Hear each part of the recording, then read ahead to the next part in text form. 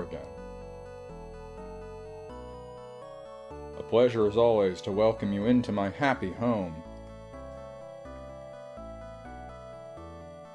It's a nice, pleasant Saturday afternoon here in the Bay Area of California. I went for a hike this morning, and it wore me out, and I figured, why not flop down in my chair, have a little lunch, and then play a few games. Video active once again here on the video machine, and that's a good thing, because it's right there in the name, and I think maybe some of you are getting a little sick of staring at that ancient photo of me, but now you get to see this mug instead. Today, we will be looking at a trio of Game Boy classics. You can see that trio in the frame right below my face. Kirby's Dream Land, Super Mario Land, and what, for the purposes of synchronicity, I will call Gator Revenge Land.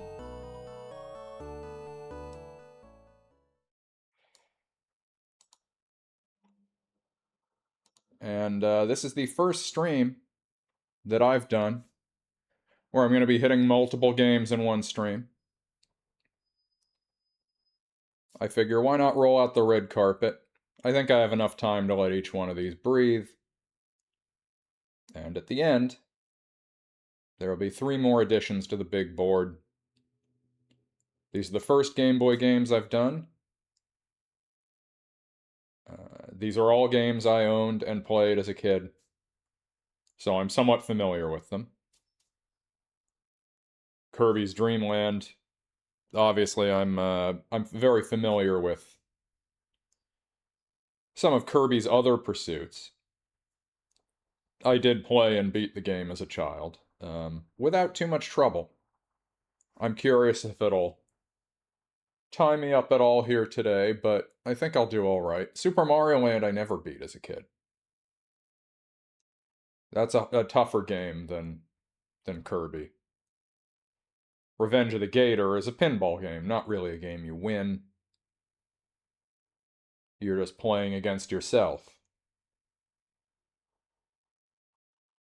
We must imagine Sisyphus happy. That's how you might think of me playing Revenge of the Gator as a child.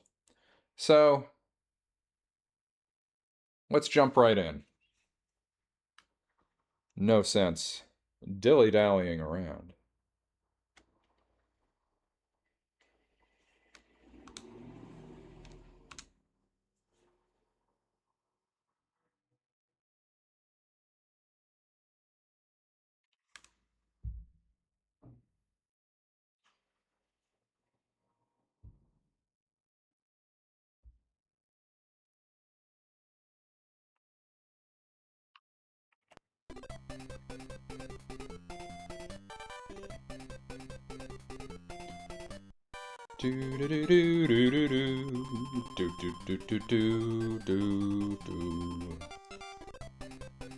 Right off the bat, you want to announce yourself, introduce a new character, a beloved new addition to the video game canon with authority. Look at this parade of Kirbys. Look at how much character each of them has. Just genius, genius stuff. You have to give it up for this parade of Kirbs. 1992, so I played this first when I was 6 years old, I suppose. I must have. I couldn't have been much older than that. I remember playing this game on an airplane en route to Disney World in Florida. The one and only time I've ever been to Florida in my life. It was a momentous plane ride for me. It was a Delta flight, I remember that, because they gave me little wings. I got to go in the cockpit, meet the pilot. And then I played Kirby's Dream Land, beat it on the plane. Then I fell asleep through some turbulence, woke up, and I don't remember if I threw up or if that was just a concern. But by the end of the flight, I was so ill that I think they wheeled me out in a wheelchair. And that was the start of my Disney World vacation. Alright, gang. Green greens.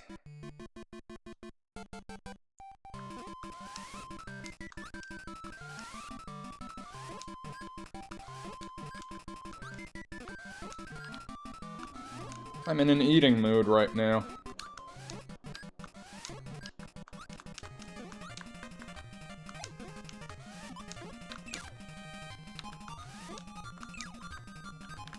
Alright, so there's no dash in this. I guess they don't bring that in till Kirby's Adventure.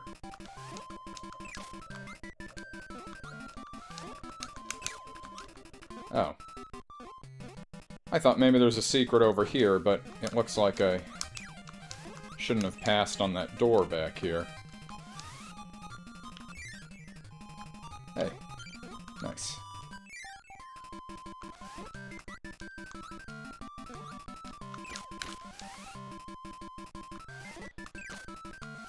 The emulator core I picked for this, I guess, is one of the ones that preserves the sort of green scale look of the Game Boy, which I approve of.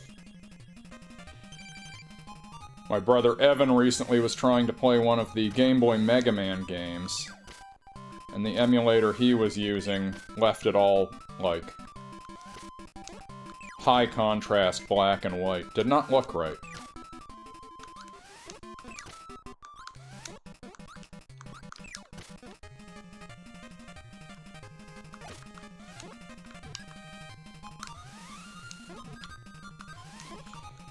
So, now I'm wondering,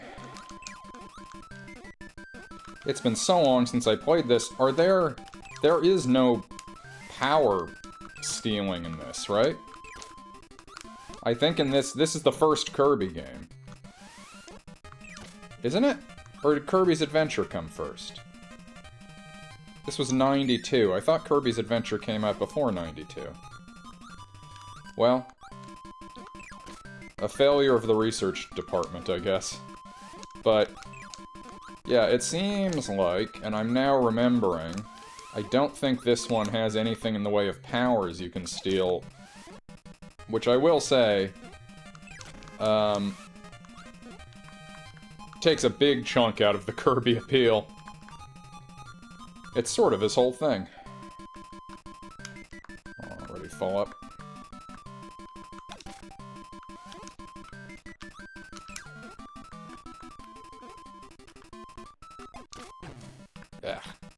Whatever. I know who this is. The Glass Joe of the Kirby universe.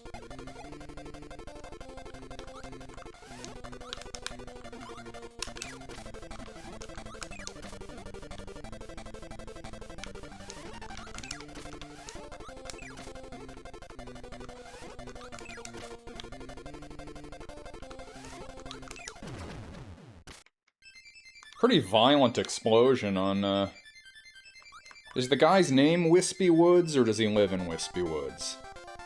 I'm gonna call him Wispy Woods. A rather violent explosion for Wispy Woods there. Castle Lolo. You get a Lolo cameo in this. Except he's called Lolo. Adventures of Lolo, one of my favorite NES puzzlers. Oh, okay. So the microphone is in here. I did not mean to use it. So I guess that's one thing I can get, but I still don't think I can get any other powers. Whoop! Like some of these enemy designs here. This game it looks great on the Game Boy. Just the, you know, the sprite work and, like, even the very slight shading you get on Kirby, more when he's deflated. See, just those little shadows they put around his edges. It gives him a depth.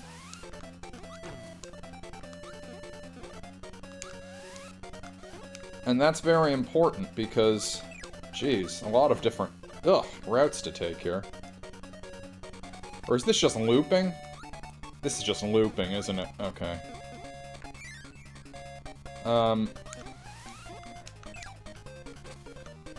Yeah, Adventures of Lolo, one of my favorite NES games. We'll be covering it here on the stream at some point. And, whoops. Let's get that. And also a HAL Laboratory game, so they toss him in here as a villain, as the Lord of Castle Lololo.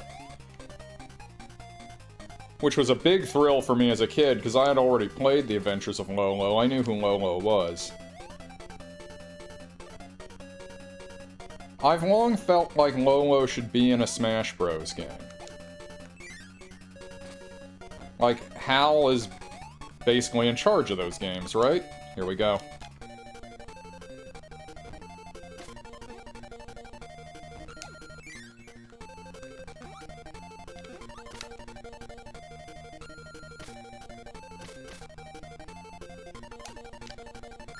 Woo!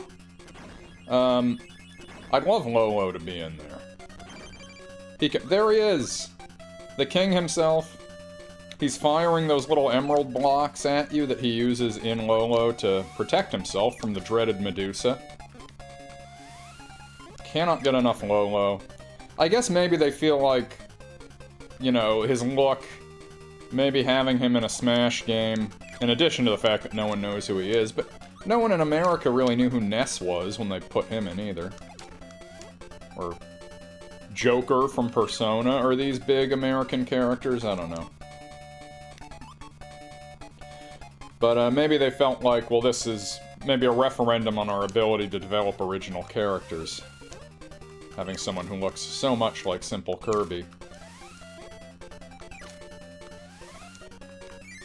But I love Lolo and I want more of him. I'm surprised given how good those games were, and how, like, low... Whoop. Oh, yeah, Fireball. Fire Breathe. Alright.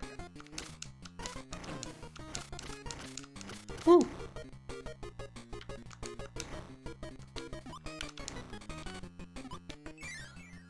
Just surprised they never did more with him. Alright.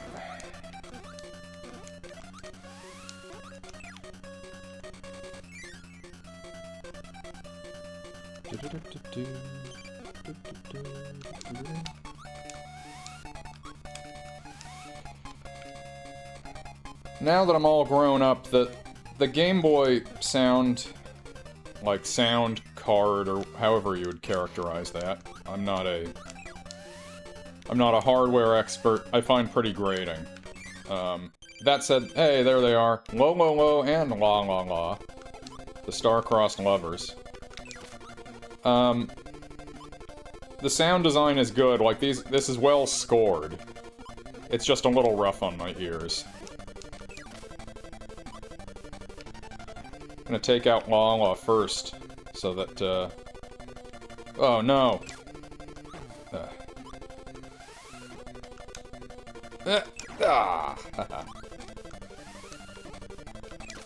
I want Lolo to know he shouldn't have fucked with me.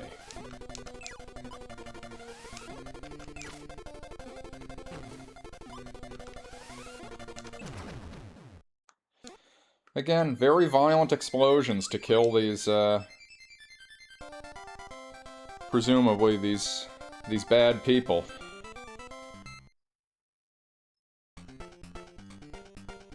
Float Islands. I think there's only 5 stages in this. This is a short game, and it's a pretty simple game, as you're maybe seeing. I do remember playing this on that airplane ride. It might have been the first time I'd played it. I might have gotten this game for the plane trip. And I distinctly remember thinking, oh, that's it? I'm 6 years old, I beat this thing in half an hour, I guess I'll just fall asleep and throw up on myself now.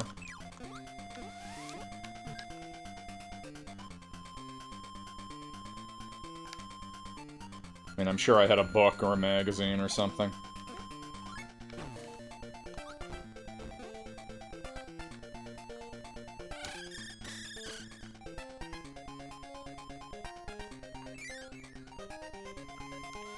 Back in those days, I could read in the car, or in any mode of conveyance, and it was not a problem. That is not true now. Something has happened to me as I've gotten old.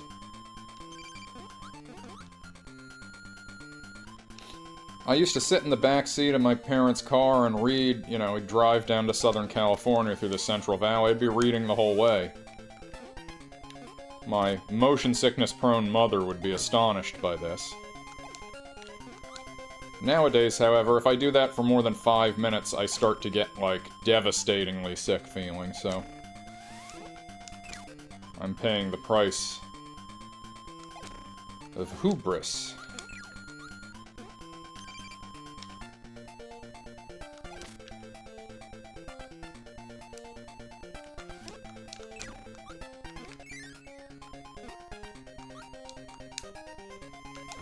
Here we go.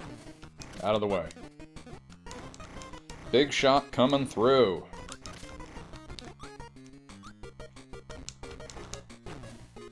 Look who got hot.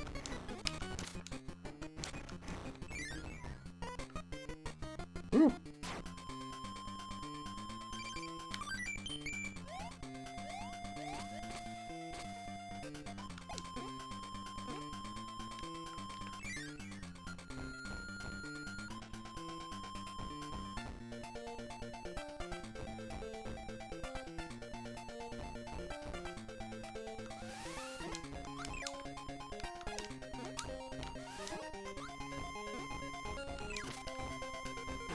Whoops.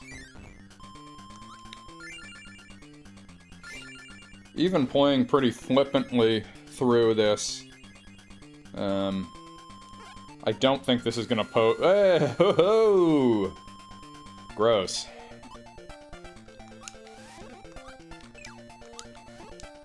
I always loved whales in old Nintendo games. Like, oh, shoot. Alright, I got the mint leaf. Finally, an aerial section.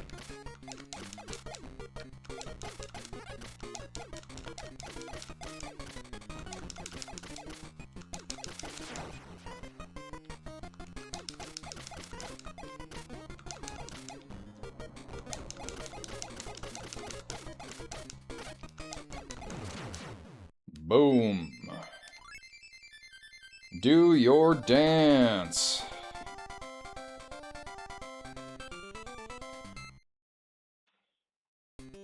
When you notch a win, don't let anyone tell you not to do your dance. Bubbly clouds. What's over here? Something? No? Just there to trick me? In Kirby's Adventure, if you saw a little cloud up here you could go to, there'd be something up there, but... this is not Kirby's Adventure. This is Kirby's Adventure with basically every ounce of juice wrung out of it ahead of time.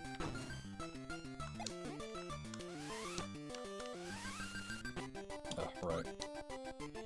Gotta be more careful with these fellas. Those look a little bit like those big heads in, is it Mega Man 2? One of the stages you have to jump around on these enormous heads with horns on them. Someone out there knows what I'm talking about without having to look it up. God damn it. Where's my cutter? No! Well, they got me, folks. It's kind of the first enemy they've thrown at me that has any hustle. I would just as soon not even have these types of enemies in here if you're not going to let me take their powers. It feels like a tease.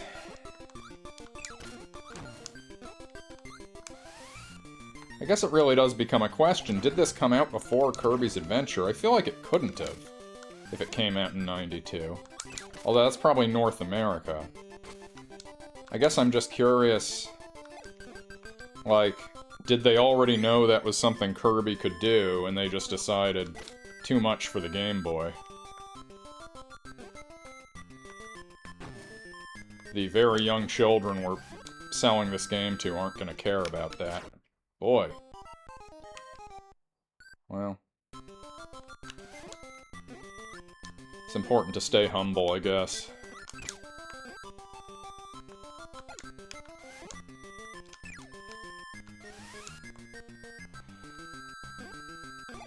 Yeah, it looks good. This looks good. I like the music. Kirby controls well. He feels like Kirby. The physics on his floating, how he starts to descend when you stop descent, it all, you know, it's all sort of there, but it's just pretty half-baked. And if I'm right, and this is the penultimate stage, it's pretty shockingly short. Hey, it's my buddy, forget his name, but...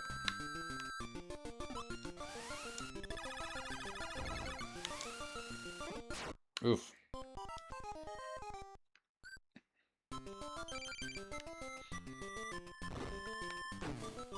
Alright. Credit where credit's due. That's a little tough to dodge.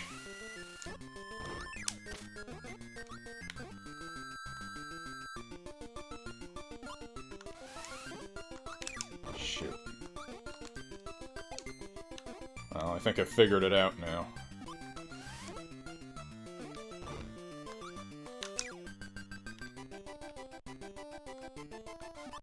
Cough it up.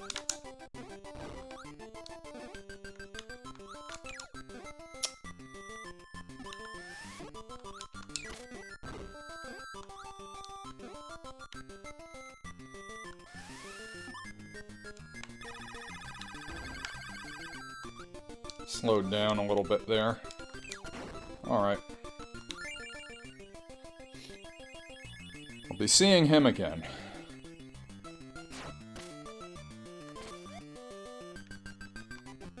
Alright, away we go.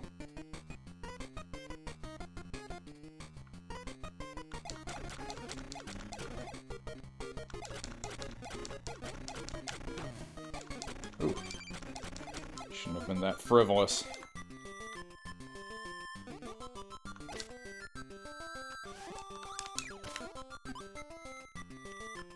Eesh. Ugh. Alright.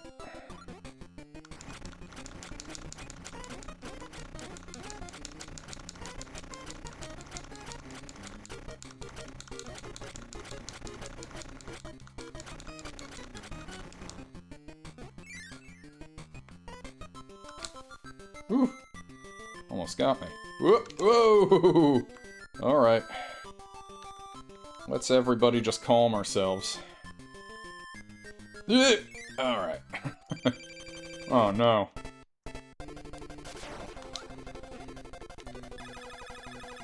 Let's not hold grudges about what I did earlier.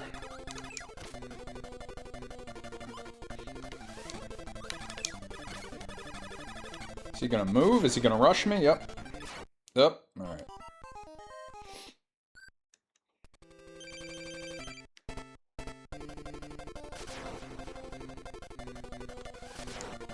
Ah.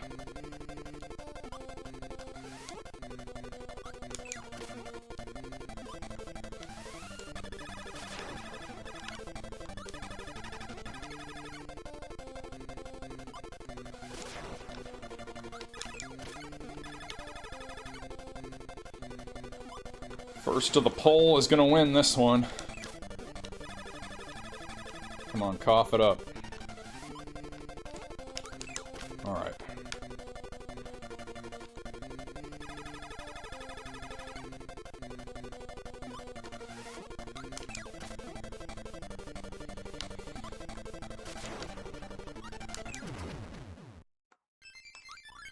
Another dead fool. Another dance on their grave.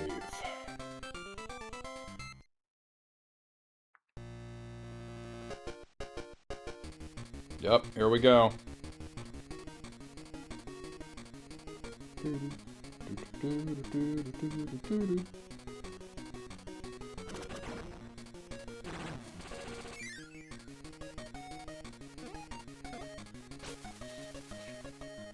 Oh, I have to do a boss rush. Okay. Guess I should get the toughest one out of the way first. Huh? I really thought this was just gonna be the bosses.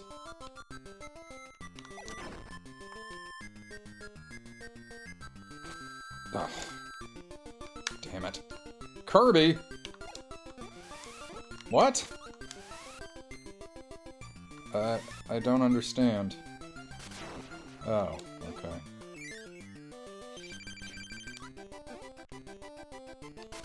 Alright. Be nice to me.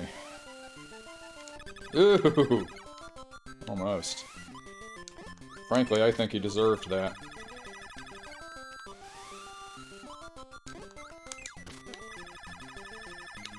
If I'm close enough to him, he'll... Ugh. Another one, please, please, please. No! Come on. Damn!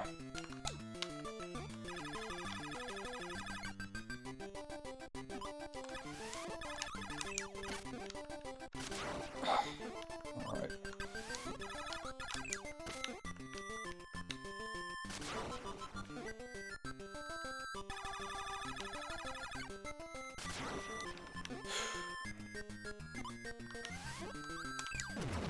There. Glad to be done with him. Alright. Sure, we'll take him in reverse order.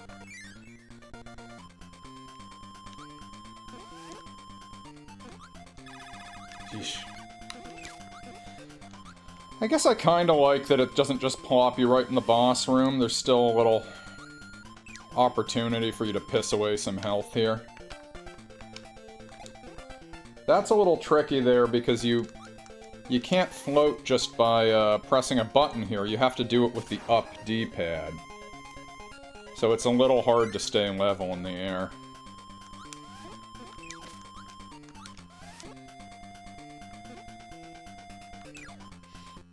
Alright, let's go.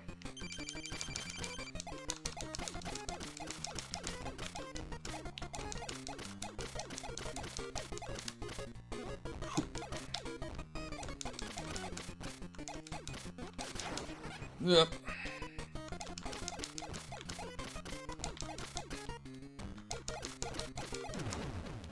Alright. One hit left. Ugh. I think I'd be able to get there if it wasn't for these lead-ups.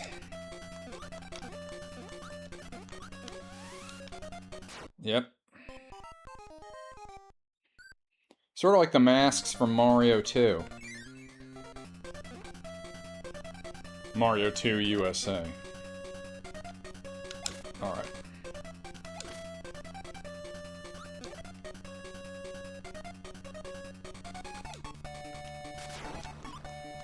That one was having a good time.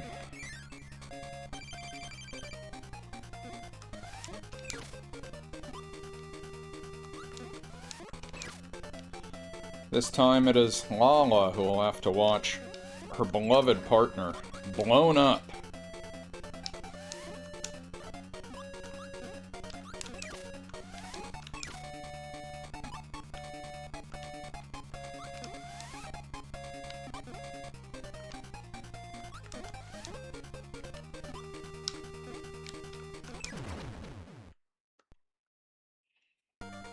Alright.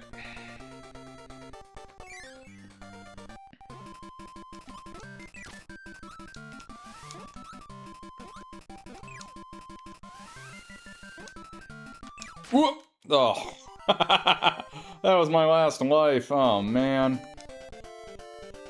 Do I have to go all the way back to the start now? No, good.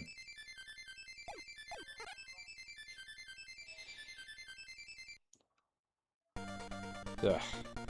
You know, it's easy to say, and it makes me sound like I'm being a sort... Oh, wait, is this a special? No. Maybe that's Kirby's Adventure, where the moon represents a hidden door.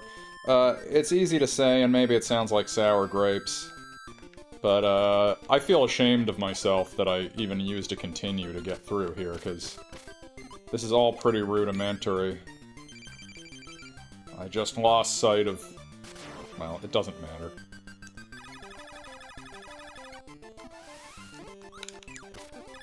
The only thing that'll give me less dignity than what just happened is blaming it on something or someone else. Ah.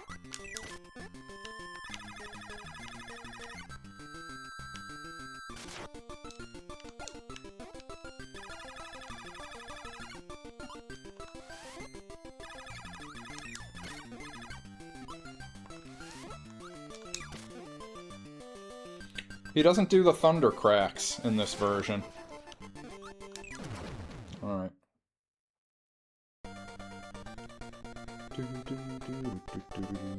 Let's mix it up. Let's do these two next.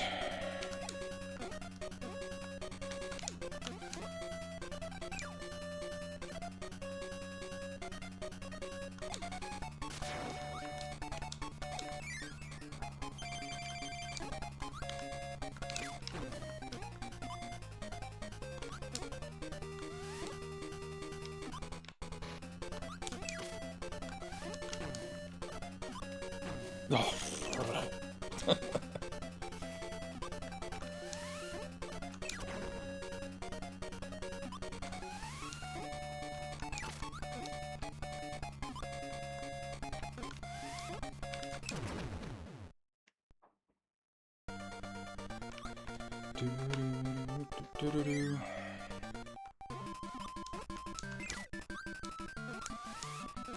I like the cut of that guy's jib. Just seems like he's having a good time. Whoop.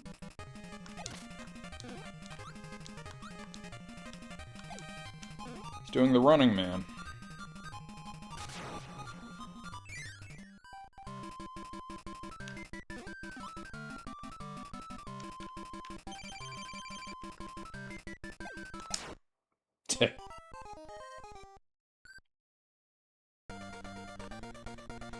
Alright.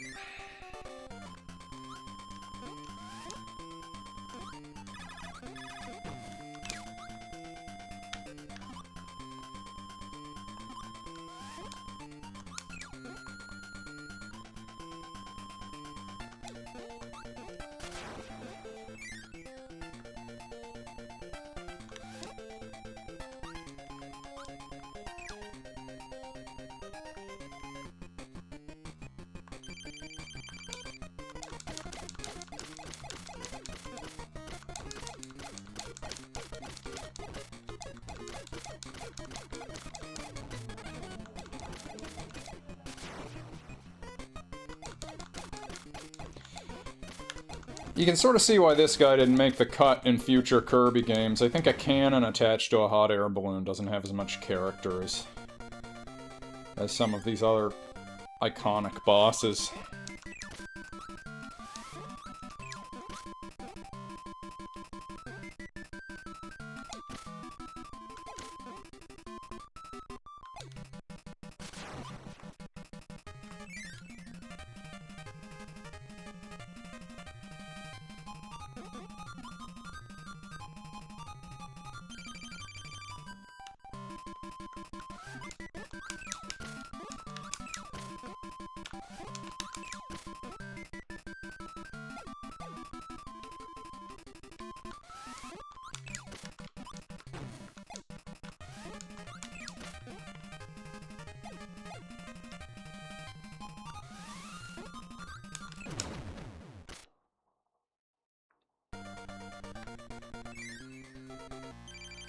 Let's get it.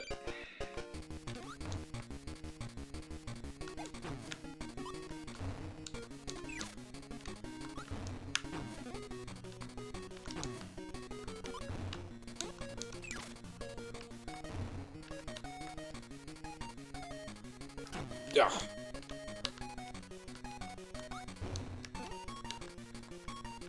Get your hammer out.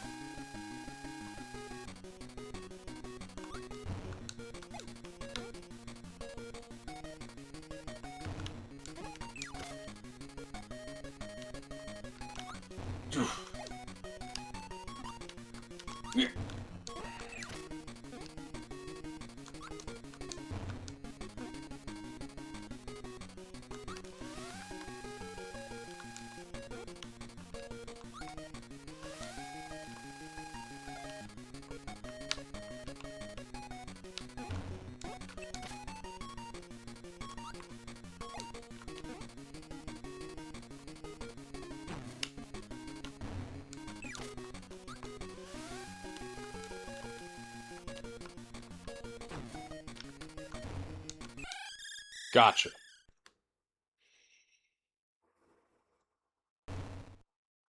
Tough.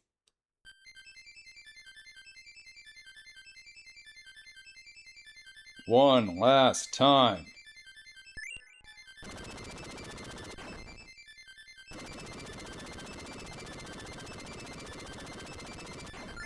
This is what the people pay to see. Look at him go.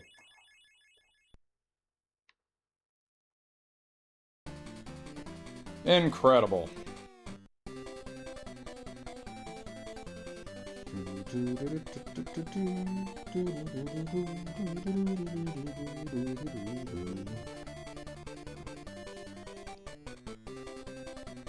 I always appreciate the basic, attention and commitment to artistic detail to have a nice little scene like this taking you out at the end of the game.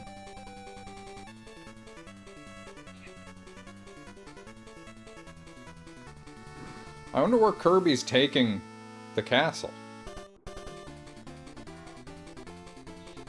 Given you have no context for why any of this is happening,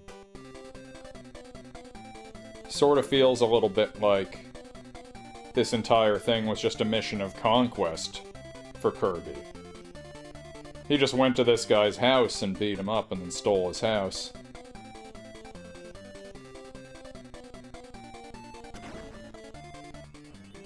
Yup. Oh, I see. Day-to-Day had stolen all the food in Dreamland, and now he's returned it. Bye-bye. Adorable. Look at them all cheering me. A new adventure.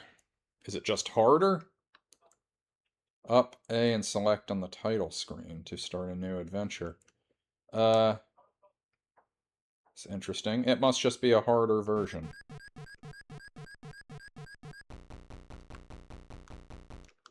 For Day-to-Day. Whoops.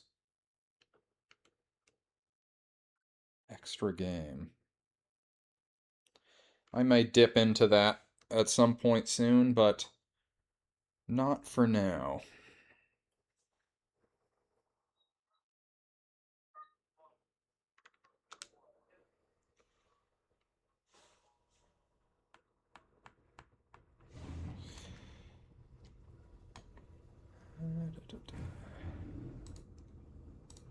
So, one down. Kirby's Dream Land.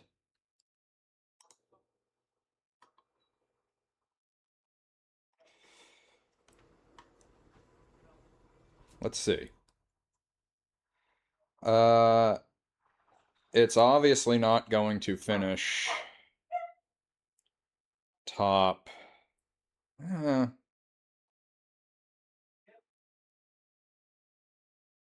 What can we say for a certainty? Certainly better than Socks the Cat, Rocks the Hill. Obviously that game was never released, so it's a little questionable that I have it on here, but I think we can all agree that it is not worse than that. Haunting starring Polterguy has, in a lot of ways, the opposite problem of this game. It was breezy and it was perfectly pleasant to play through. It did in the last couple levels. They threw in just enough in the way of obstacles to stymie me. It cost me a few lives. I had to burn a continue. I would partially chalk some of that up to inattention on my part. Because to be frank, I mean, it took me no more effort when I was 6 to beat that game than it did just now. Very easy, very short, devoid of almost everything that makes Kirby Kirby. Obviously, Kirby's Adventure on the NES, which we haven't done yet. I actually recorded an episode and had Kirby ranked on the big board here, but unfortunately, the audio was completely corrupted, the video was screwed up. I couldn't, in good conscience, put that out, so Kirby's Adventure will be re-racked here at some point. I can tell you that it will be above Kirby's Dream Land. The lack of powers, absorbable powers, essentially renders your ability to swallow enemies sort of a fun little quirk, but it doesn't do anything. They tried to make up for this with a handful of power-ups. I like the aerial boss with the blimp and the cannon. Just because of the rapid fire you can get after you get that mint leaf. I like that pretty well. But you know, it's Baby's first Kirby. But even Baby's first Kirby, I think, should give you a little bit more than that. And the ability to replay the game, presumably on a slightly harder difficulty notwithstanding, I don't think that really justified the well, I don't know. Let me just do a little research I should have done before. 1 second. Kirby's Adventure was 93, so this is the first Kirby game. So I suppose in that way it's plausible for me to think that either they had not yet settled on the power copying as Kirby's thing, or they knew they wanted to do it, but they felt like this isn't going to fly on the Game Boy. In any event, absent that ability, I think Kirby isn't Kirby. And he's very cute, like the art design is on point. As I said while we were playing, the floating mechanics felt good. Some of those, you know, pretty iconic Kirby themes are in there. The sprites are good. King Day-to-Day, the final, his personality that sort of comes through very basic sprite work in subsequent games is all there. You only actually see him for a little bit right at the end there, but you're like, I think I get a feel for what this guy is about. But all that said, you know, it starts this whole Kirby thing, but as a game, I don't know. What can we say conclusively here? It's definitely not better than Mega Man 5. It's not better than the King of Dragons, the Super Nintendo port. That game, I mean, it's much more replayable than Kirby's Dream Land, and clearly they understand that that's a problem in Kirby's Dream Land, which is why they have the, you know, New Game Plus isn't the right way to describe whatever they were going for there, because they've probably just upped the difficulty slightly. I guess, in all fairness, I should actually ascertain what that extra game is first. Just a second.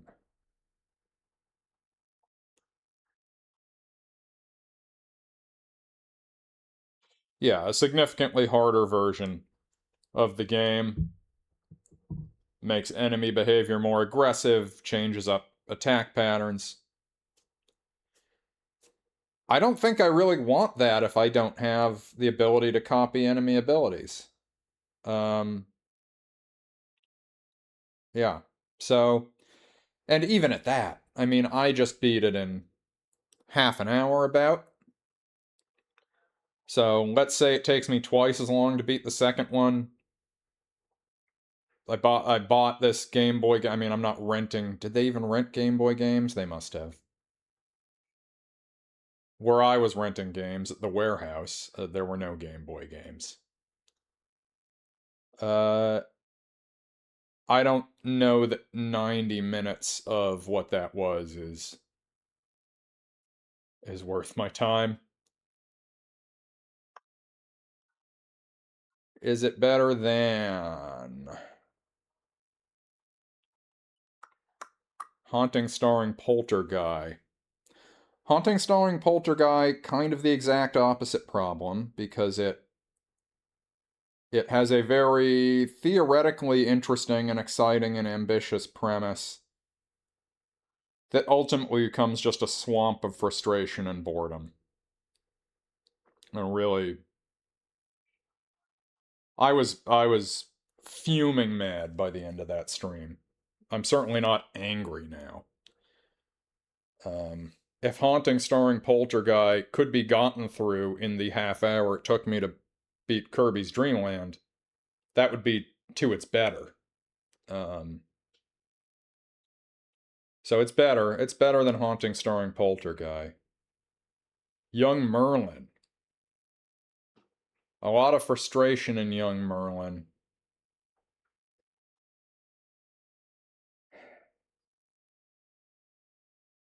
It's...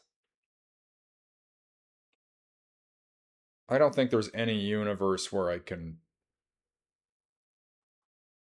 put the first Kirby game of all time below the quite stilted and unsatisfying console overworld puzzler, Young Merlin. There's a handful of things about Young Merlin that give it some character that's appealing. I certainly have a longer leash for that game than I dare say pretty much anyone else you're going to find here on Twitch.com. Wouldn't shock me if I was the only person to stream that game on here in God knows how long. It's better than Young Merlin. Bugs Bunny Rabbit Rampage. Bugs Bunny Rabbit Rampage looks great. It looks like Looney Tunes. It's got a lot of abilities, and Kirby has, again, virtually no abilities. Hit detection awful. Too hard. Again, very opposite problem. A lot of ideas. Too long, too hard, versus too few ideas. Too short, too easy.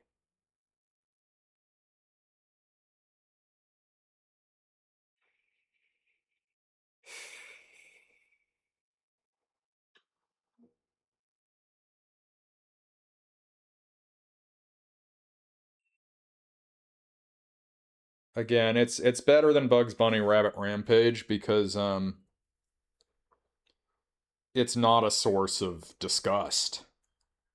That game, as I now recall observing at the time when I played it, it's the rare game where every level is worse than the last. It just the things that are bad about it keep getting worse and worse until you're just driving, splints under your fingernails by the end.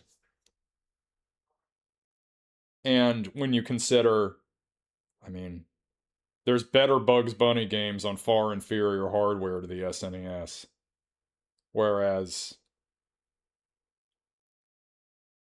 Kirby, it's serviceable, it's playable. It doesn't feel unfair. Better than Bugs Bunny Rabbit Rampage Manhunt. It's not better than ActRaiser 2. ActRaiser 2 is a very challenging action platformer. It gets a bad rap because it's not ActRaiser 1, but it looks great. The sound is by and large great. It's very challenging, but it feels...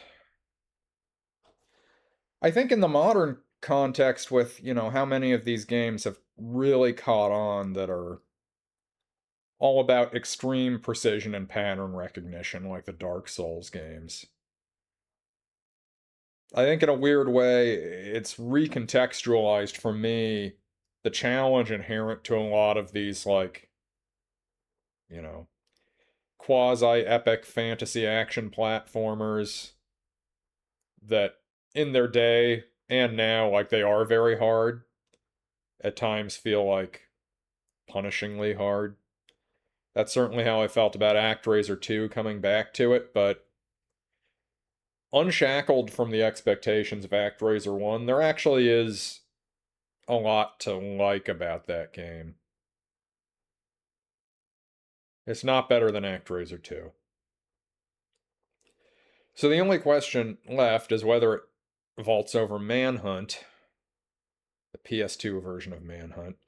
PS2 version of Manhunt, the controls were really galling. I forget what the problem was exactly. It was something where I think the control to like move the camera changed contextually based on whether you were next to a wall or not. I don't exactly remember. It might have been whether you're like sprinting or skulking. And Manhunt, it's just all there is to that game is the presumed subversiveness of, you know, doing these grisly kills and having Brian Cox groaning in your earpiece the whole time. Kirby does not have the ability to sneak up behind King Day and pull out of his mouth, where he's presumably been hiding it, a plastic bag. And then slip the bag over Day-to-Day's head and tighten it around his neck, asphyxiating him fatally. That is not something Kirby can do. But Manhunt protagonist James Earl Cash cannot swallow his enemies whole. That's something he can't do. I'm going to give it to Kirby because Manhunt gets boring fast. Unless you're the kind of person who, you know, obviously this was a bigger source of thrills when it came out in the early aughts, but nowadays you look back on a lot of this Rockstar stuff where it's like, what if there was a gang full of pedophiles and they had face paint like clowns? That'd be pretty creepy. Uh, it's a level of cheap attempt at subversiveness that I find very tiresome. And I felt that way at the time, which I guess maybe puts me in slightly more rarefied air, but for what it is and what it wants to be, I think I'm going to have to put Kirby above Manhunt. Which means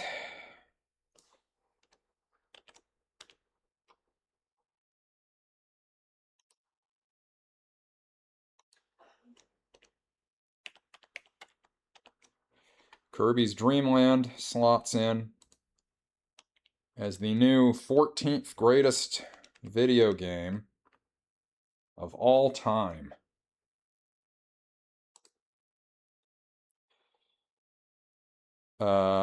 It is also, let's see here, 1, 2, 3, 4, 5. It is also the 6th worst game of all time, but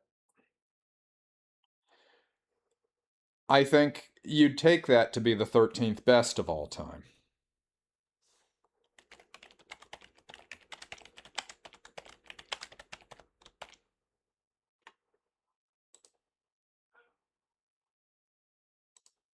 Well, onwards and upwards. As I said at the outset, this is not your traditional video machine stream. We are going long. We are going 3 games deep today.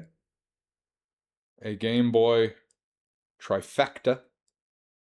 Next up, Super Mario Land. A different land than Kirby's Dream Land. Perhaps a better land, we shall soon see.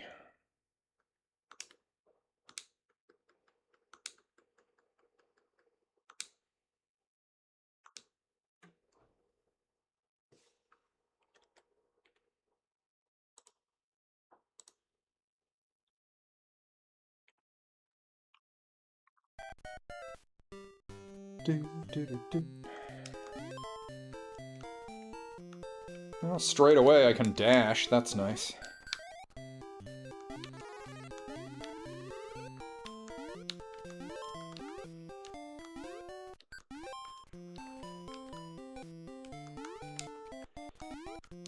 Yeah. Ooh. So, one big difference between this and Mario the way you know it is that the jumping is very different. The big thing is you don't have anywhere near the, like, once you've taken off, you can't change directions mid-air like even NES Mario 1 Mario can. It's a lot more stiff, a lot less room for adjustment.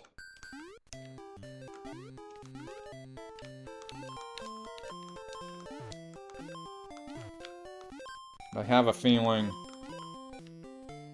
a lot of the challenges in the platforming of this one may come down more to that. If I'm doing a running jump, it's a little better.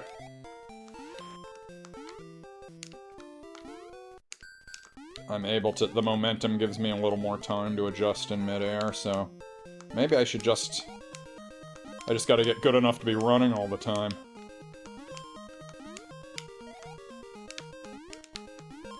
I don't even remember, can you go down pipes in this one? Doesn't feel like it. I don't remember ever doing that in this one.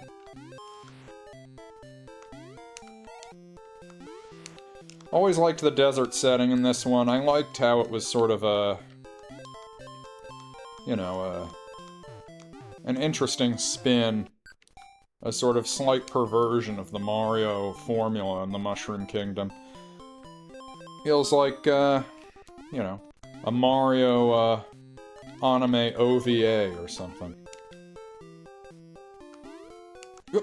Alright. A top shelf exit for a top shelf player.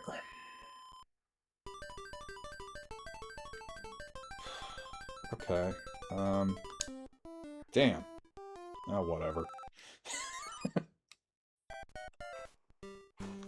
Oh! I hit the wrong button.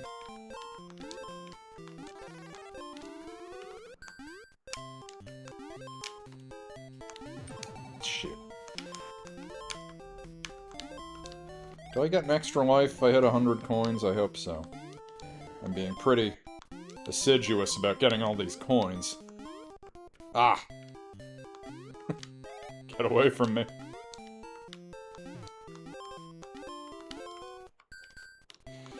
God, his gravity is devastating. Look at how fast he falls here. That's...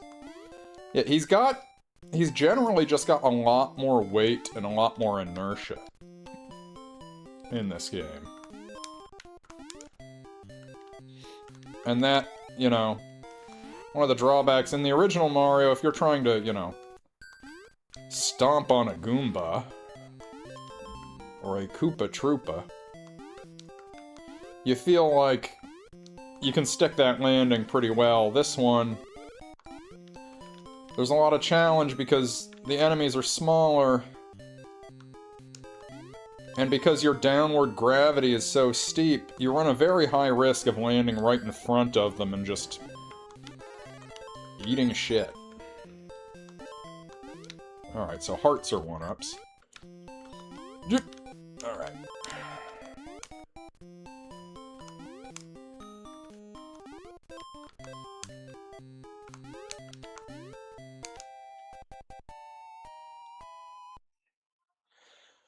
Tell you what, if I ever stop trying to get up there, put me in the ground. It's all over for me. Ugh. Alright, whatever. Chipping away. This is the first level I really remember, this pyramid stuff. Alright.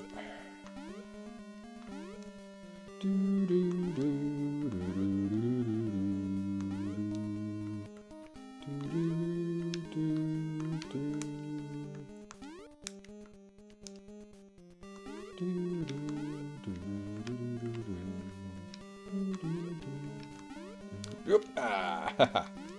Nice try. Oh, no!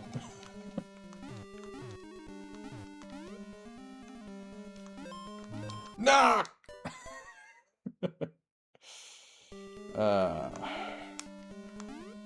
The bastards finally got me.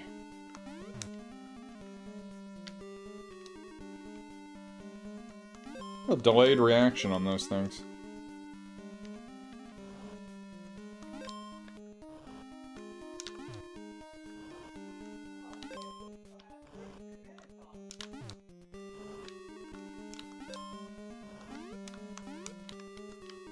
Dude, didn't know he could turn.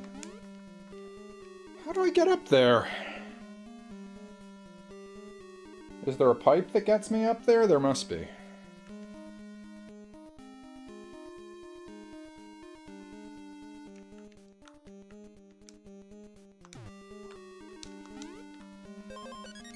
Hey! Extra life.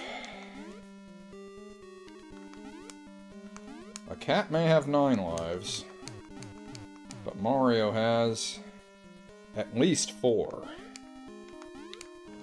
Up, up.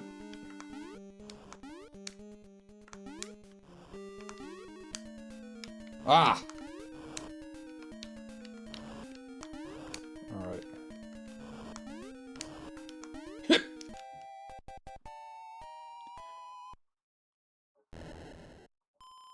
Wow, just blew him up. The whole point of that is that latch is supposed to release the bridge, dumping him into the lava below. Doesn't make as much sense for him to just blow up.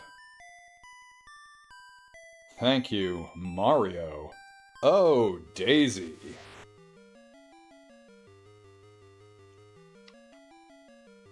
Mamma mia!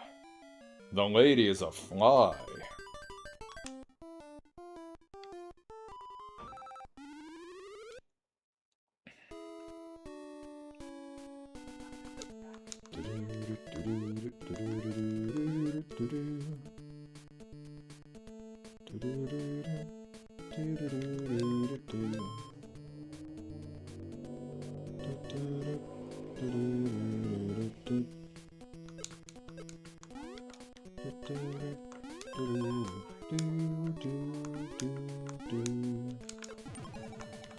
This feels like... Oh, no, no, no, no, no! Oh!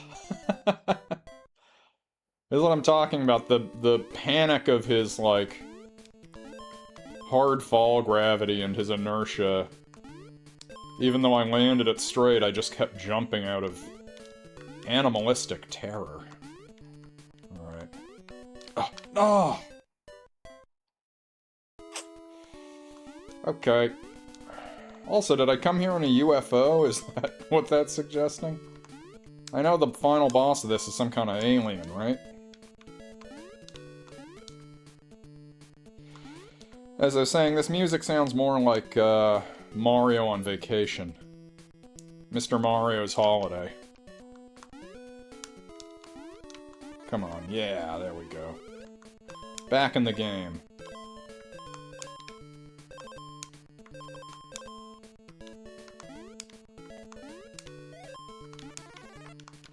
Give it to me!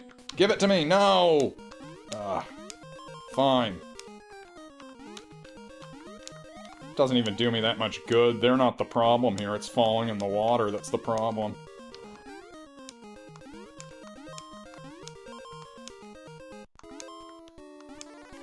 Thank you. Alright.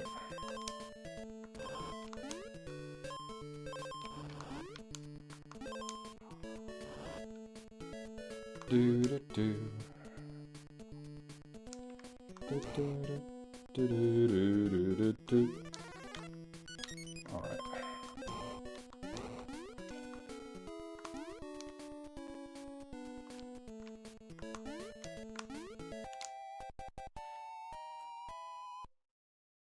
Okay, I could use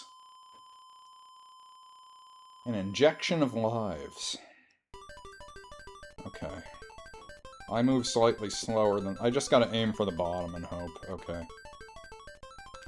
Nope. Oh my god. Oh, I'm not very good at that. Alright, is it a fireball? It's just like a little orb. I guess it's a fireball? I can't tell. I think I can just sprint across this. Yep, good.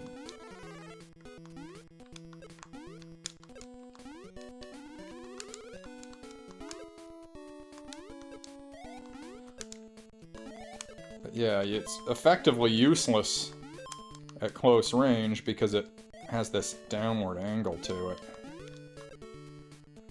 Okay. Alright. Meet in the middle.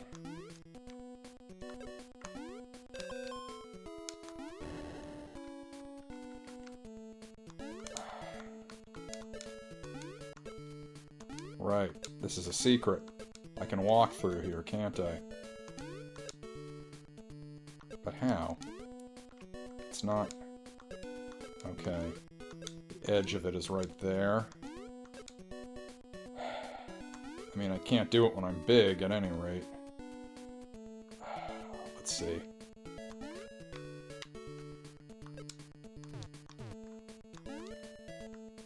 What would I get out of it? Is it worth sacrificing? No, I'm gonna keep my powers and just keep going.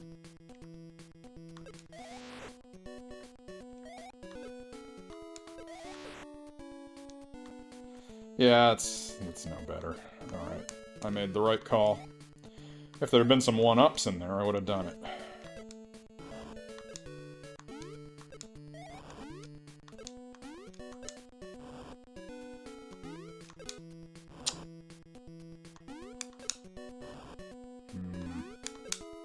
What? Oh, I can't kill him, okay. Ah! No, sir.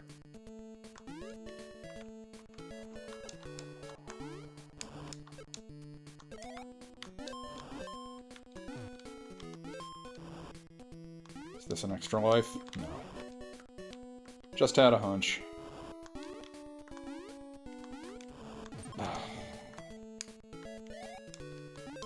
I shouldn't go all the way... Well, I guess that's the Mario way, but...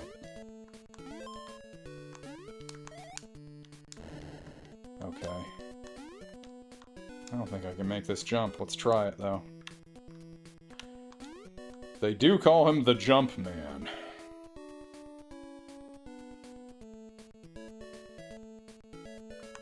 No. Oh, okay.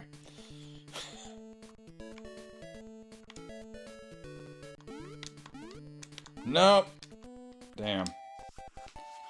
First one I've missed.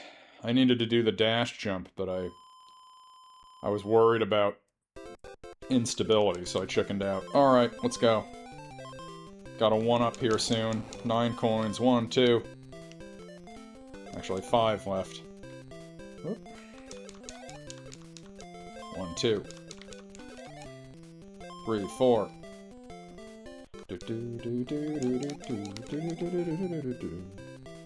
1 up. Back to 4. This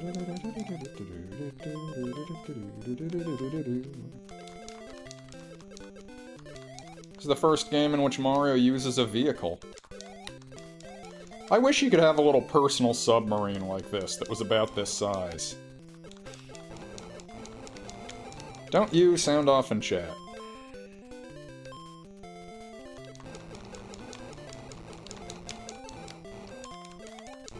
Oh! Okay. That guy will explode if I do that. Should avoid messing with him. Alright.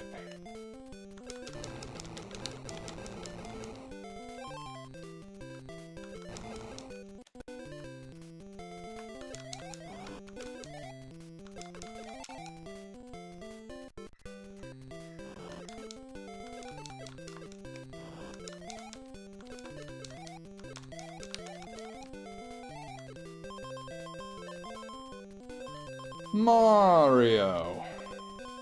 Mario! Oh no!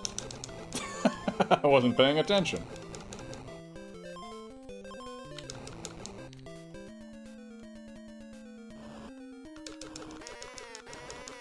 Now that is a sound. That's the kind of sound we love to hear, folks.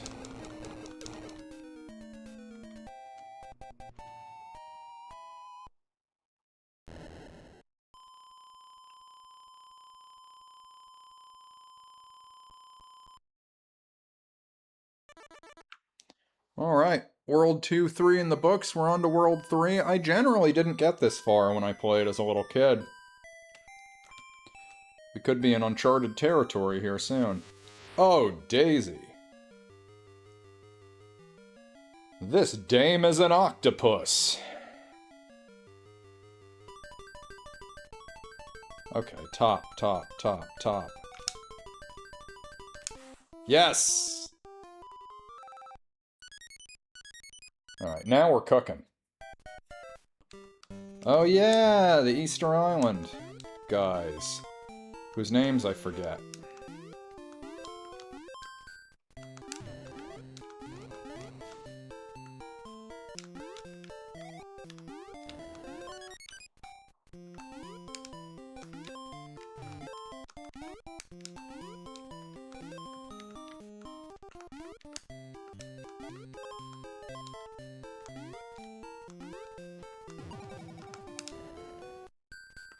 Oh, come on. Yeah, get out of here, loser. Oh. It's very, very, very precise.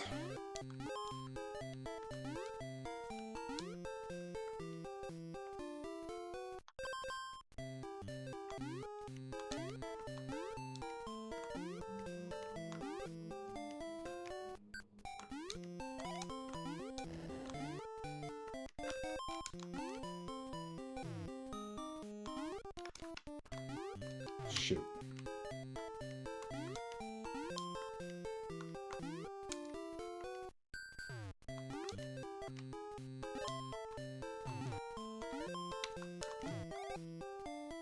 Whoa! Where's the fire? Jesus. This knucklehead.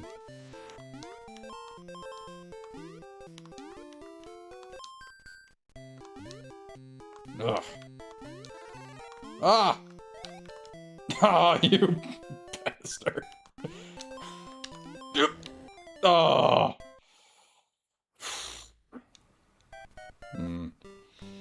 Well, maybe I can get it this time.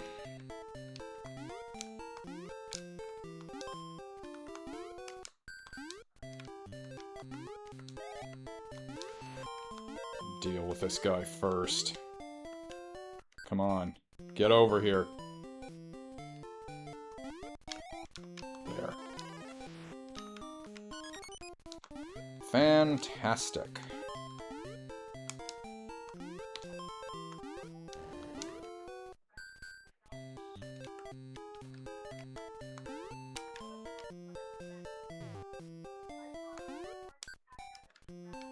Is this on cycle, or is it gonna get closer? Okay. No.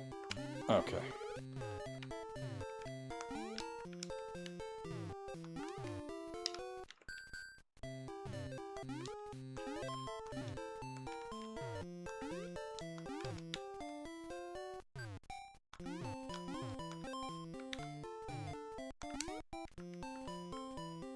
Ah!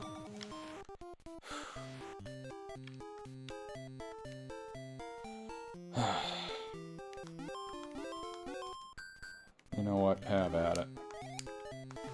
I can't be bothered. Oh my god!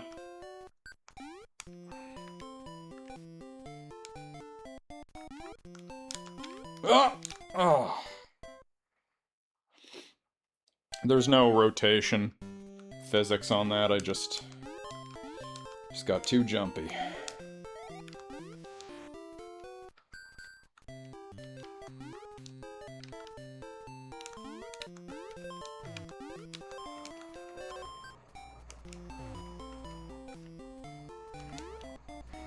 Alright.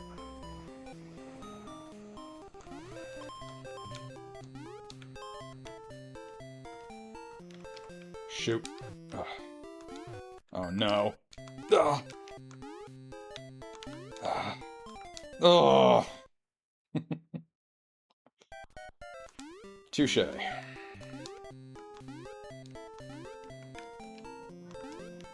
Looks like I spawned past those ones. That's nice.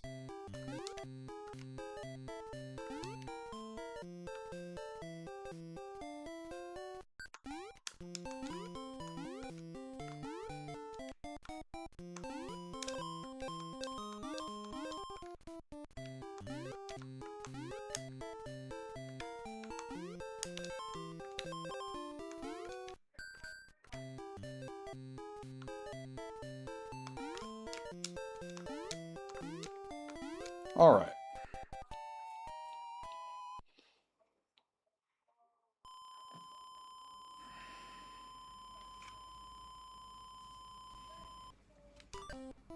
Up. Okay.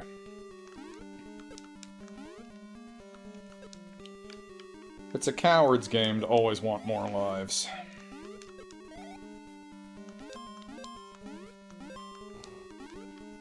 Plus, I've almost got 100 coins here.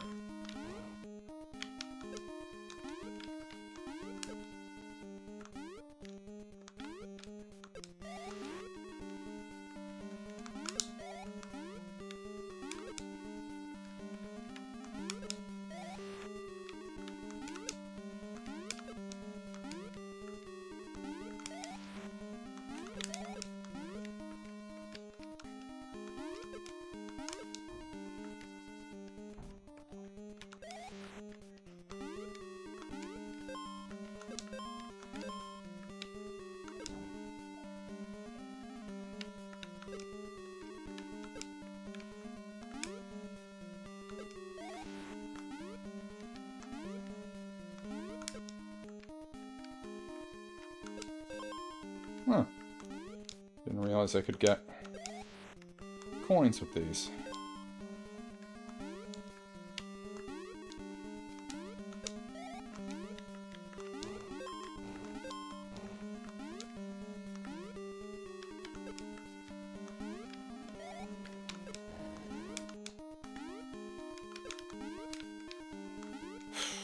Go away. Ugh.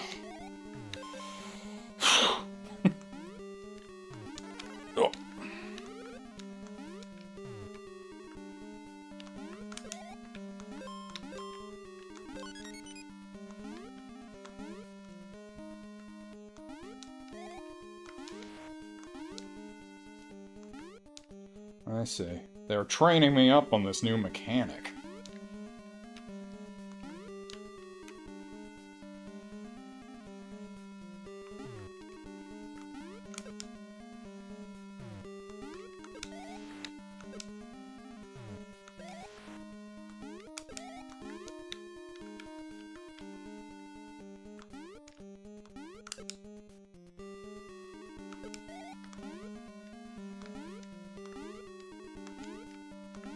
Whoop, whoop, whoop, whoop, whoop, whoop. Okay. I think this is the end coming up, and I've got to stick the landings on these. Nope. Blew it. Can't make it. Nope. Alright.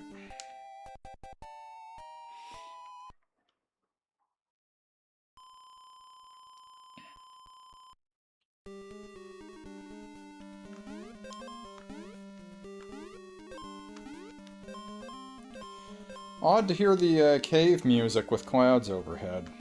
Oh no. Alright. Thing is, we're going too good for me.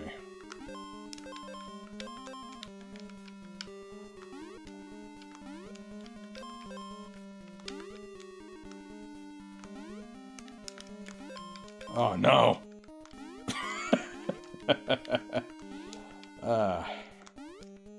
Nice to see my reflexes still have it.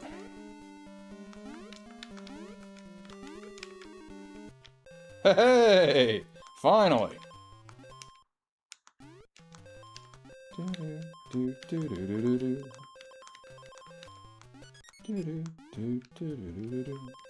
If you go down in the woods today, we sure have a big surprise.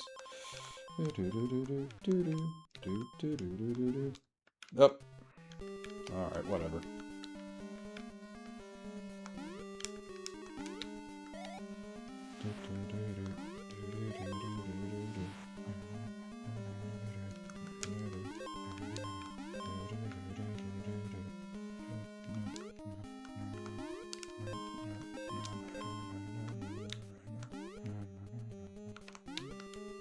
Oh!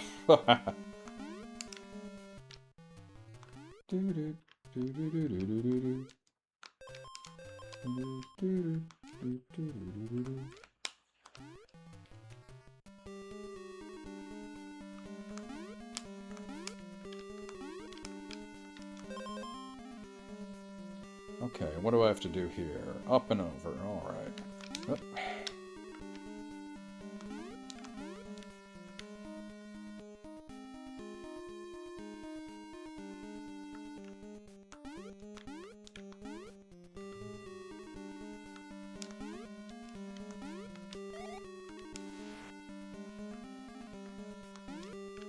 These guys are kind of like the Mario World football players of this game.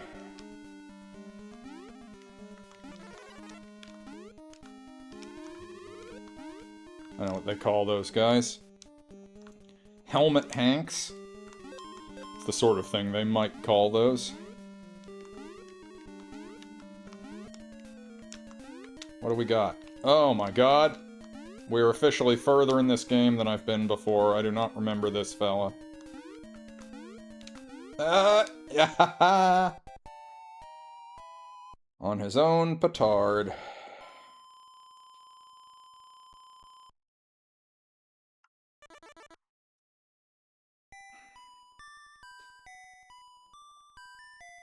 Thank you, Mario. Oh, Daisy.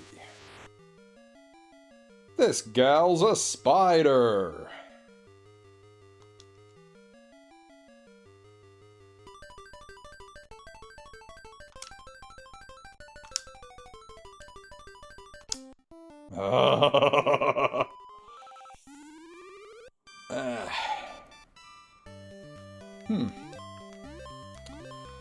I think they're going for an Asian motif. I guess Chinese, specifically.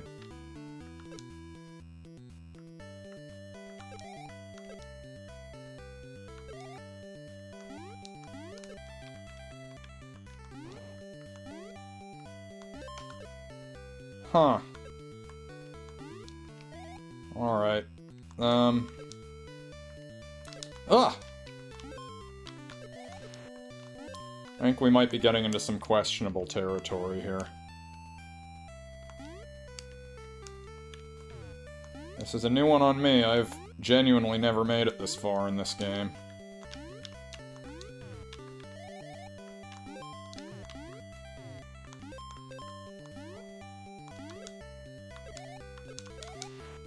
So I gotta fireball them to get through. Damn, well now I'm out of luck.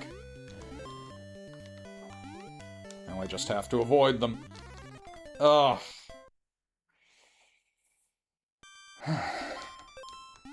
All your favorite, Mario enemies are here. We have Bullet Bills, Koopa Troopas, Chinese people.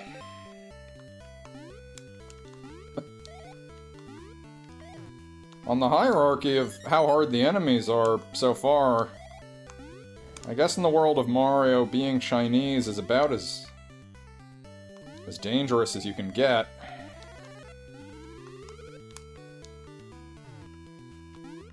Oh. God knows the Japanese game industry has not always been a paragon of racial sensitivity. Check out, I forget the name of it, there's a Japan-only RPG that I think is like a Huckleberry Finn thing. And, there's something in that that'll make your blood curdle.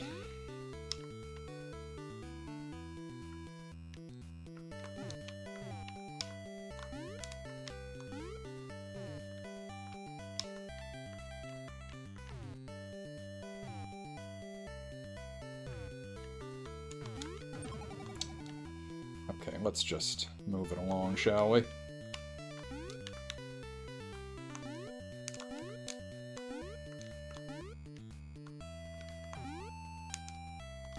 Oh, Jesus. Can't take any more of this. Oh, God.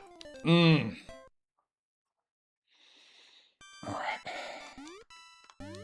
Do-do-do-do-do-do-do.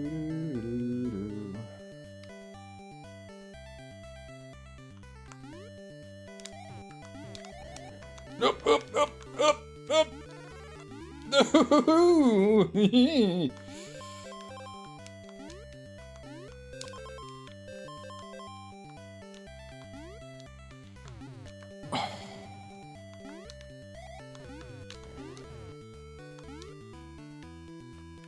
God.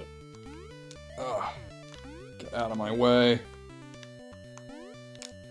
Jesus Christ! How much longer? There's no, like, variability of challenge or design in this. It is just the same thing doubled and tripled. Alright. Finally. Alright, alright. We're still in the fight. Could really use some lives here. Really don't want to just get a fire flower again. That's not of much interest or use to me. Bottom, okay. Yes! Hot damn. Alright. I'm really gonna be happier once I'm out of here.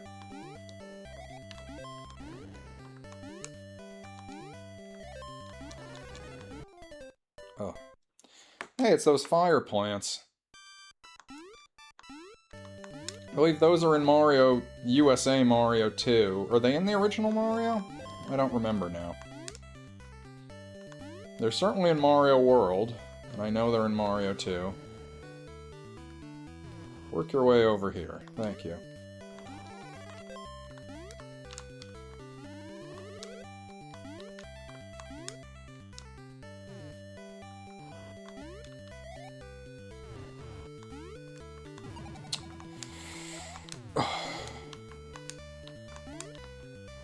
A snake? Oh. Wonder if I can bop on his head. Oh, I skipped him. Okay. I guess I hit a checkpoint without realizing it. Feels a bit like cheating, but...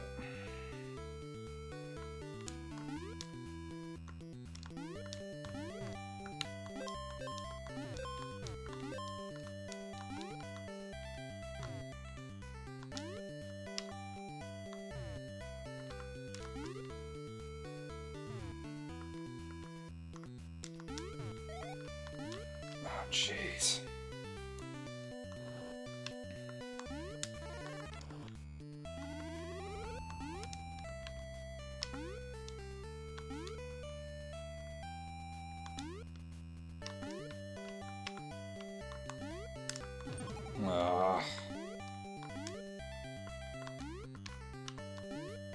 Oh!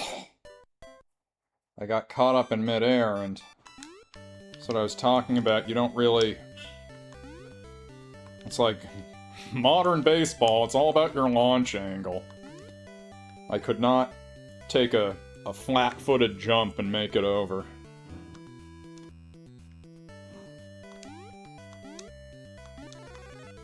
Come on. Yeah. Oh, what a cruel trick. Giving me this and then making me... Alright. Completely defeats the purpose of this star. Alright, got him at least.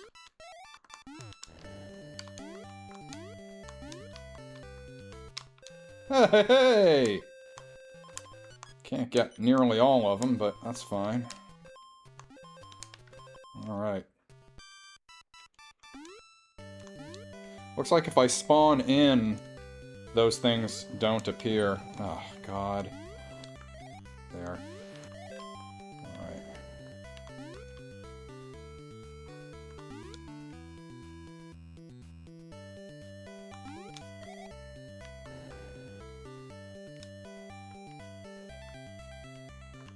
Do do do do do do do do do do do. Alright. Shit. Okay. I don't know how many stages there are to this, but I feel like I'm doing alright for myself. Alright. Mario plane go whirr.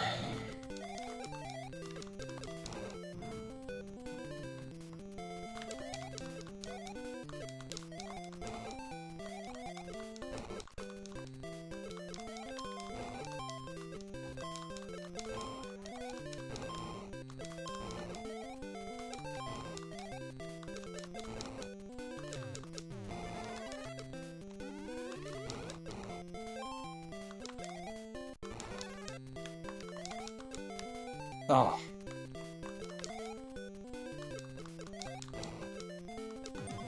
Shoot. Really wish I'd gotten that life.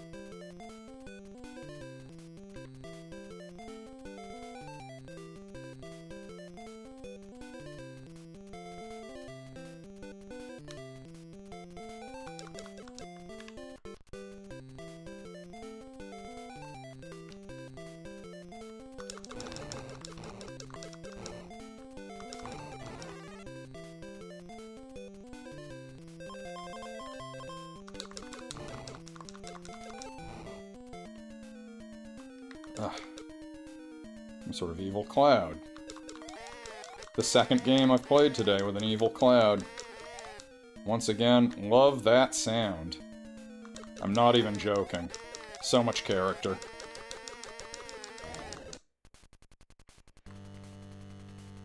Huh? Oh my god, it's him! It's that alien that I hate. That Kirby level kind of prepared me for this.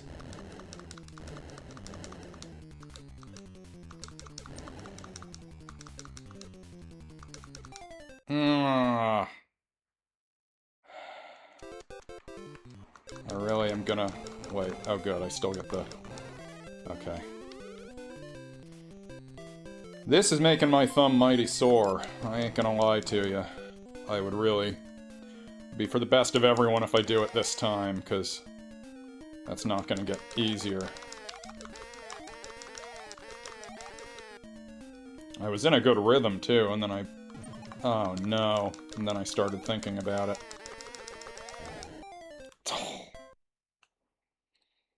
Oh, shit.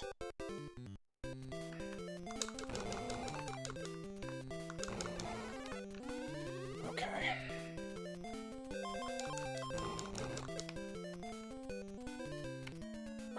Let's do it.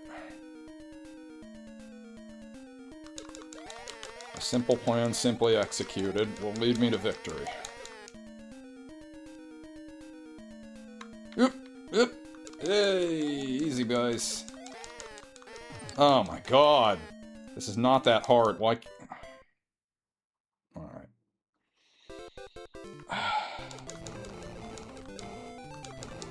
Anything up there? No. Or down there? I guess I haven't even tried that route. Okay.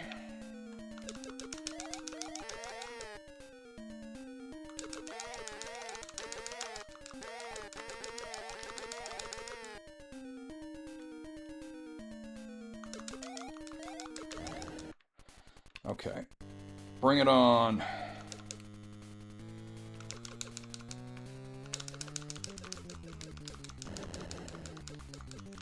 Oh, already, huh?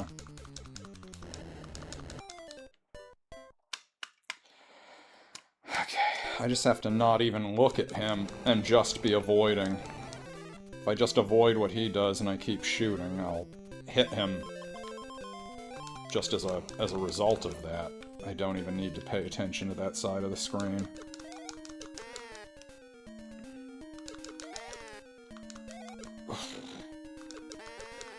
Oh, God.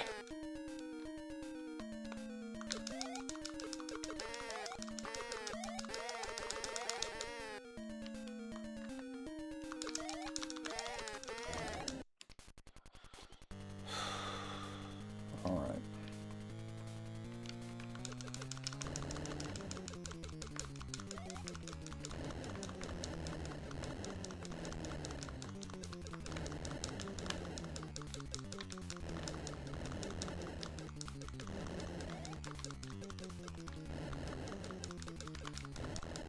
Yes!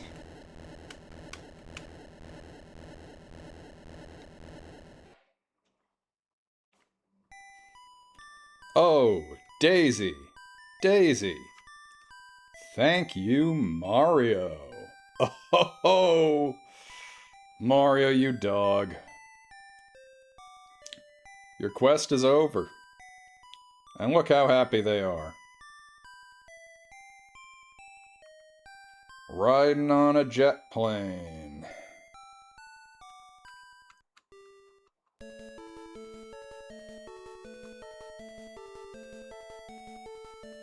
And away they go.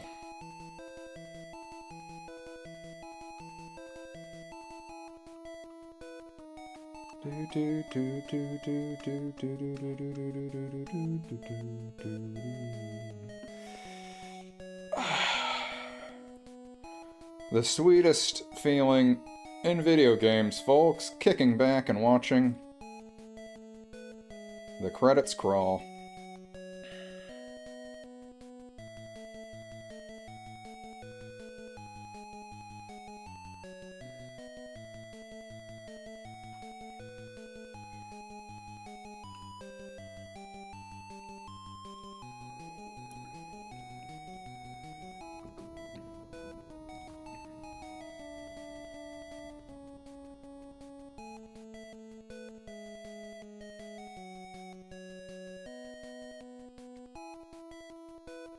Special thanks to Taki, Izushi Nagata,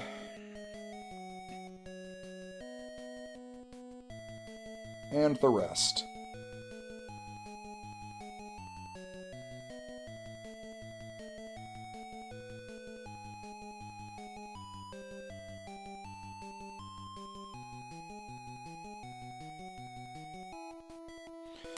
The end. Do, do, do, do, do, do, do, do, do, do, do, do, do. Well,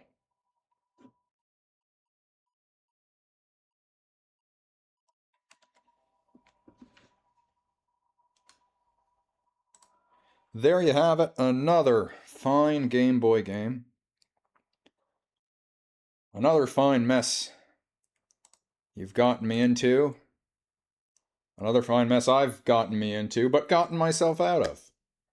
As I have defeated Super Mario Land. This is the first stream I've ever done where I've beaten 2 games in one.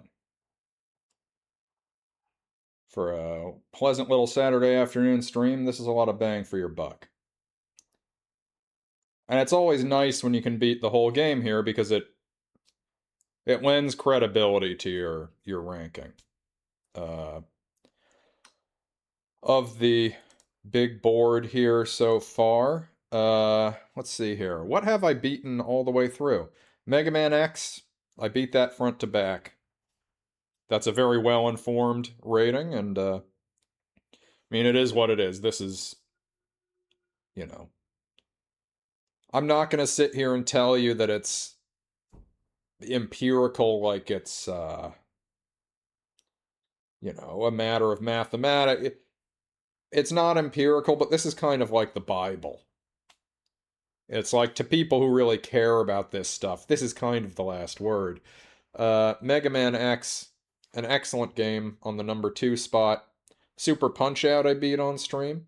If you want to go back and watch a previous episode, you can see all of Super Punch-Out. Mario Brothers 2 I beat on stream. The Twisted Tales of Spike McFang, that was a 2-parter. Was gratifying to beat that one, because I never did when I had it as a kid. Mega Man 5, we polished that one off. Obviously Kirby's Dream Land, and I think that is it. The other games were some combination of too difficult. In the case of Zelda 2, an excellent game, too difficult to have beaten all in one stream. In the case of Socks the Cat Rocks the Hill, too annoying and too bad to justify that kind of effort. So, Super Mario Land, that was fun. I had a good time with that. It was pretty challenging. I mean, for me as a grown man, felt pretty challenging.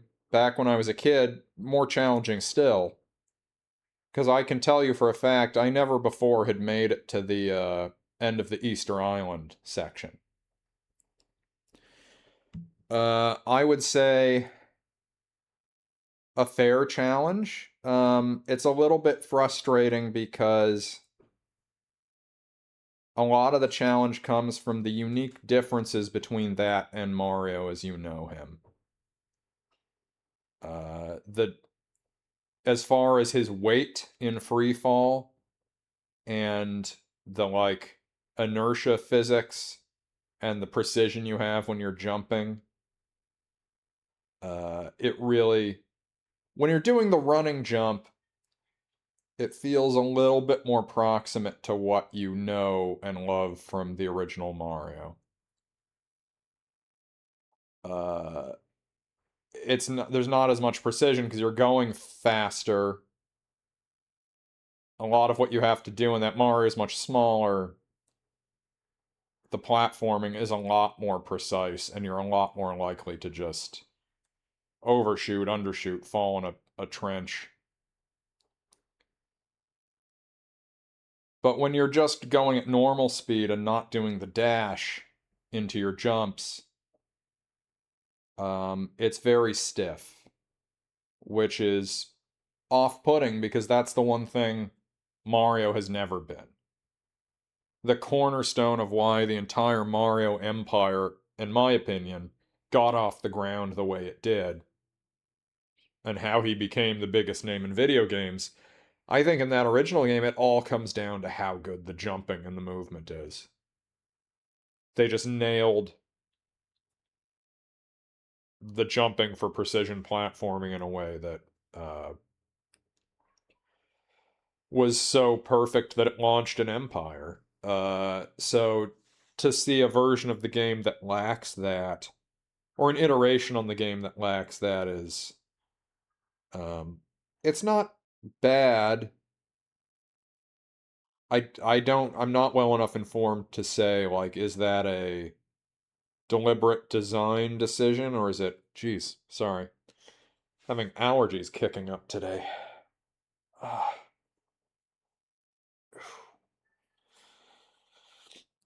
It's a very air quality's better today, but I have my window open and it just hit me all at once. But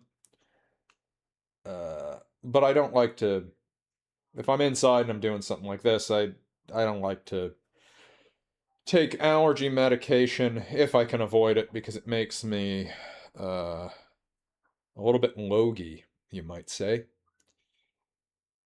So yeah, it's a little, I don't know. It's a good game though. Like, because this was a launch title for the Game Boy, right? If it wasn't a launch title, it damn near was. I think it was this and Tetris, right? Let me quickly see.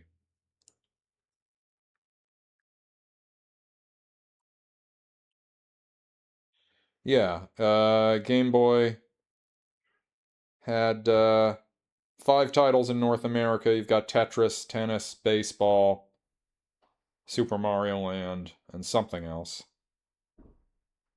And I think they packed this one in. I'm pretty sure. Pack in title.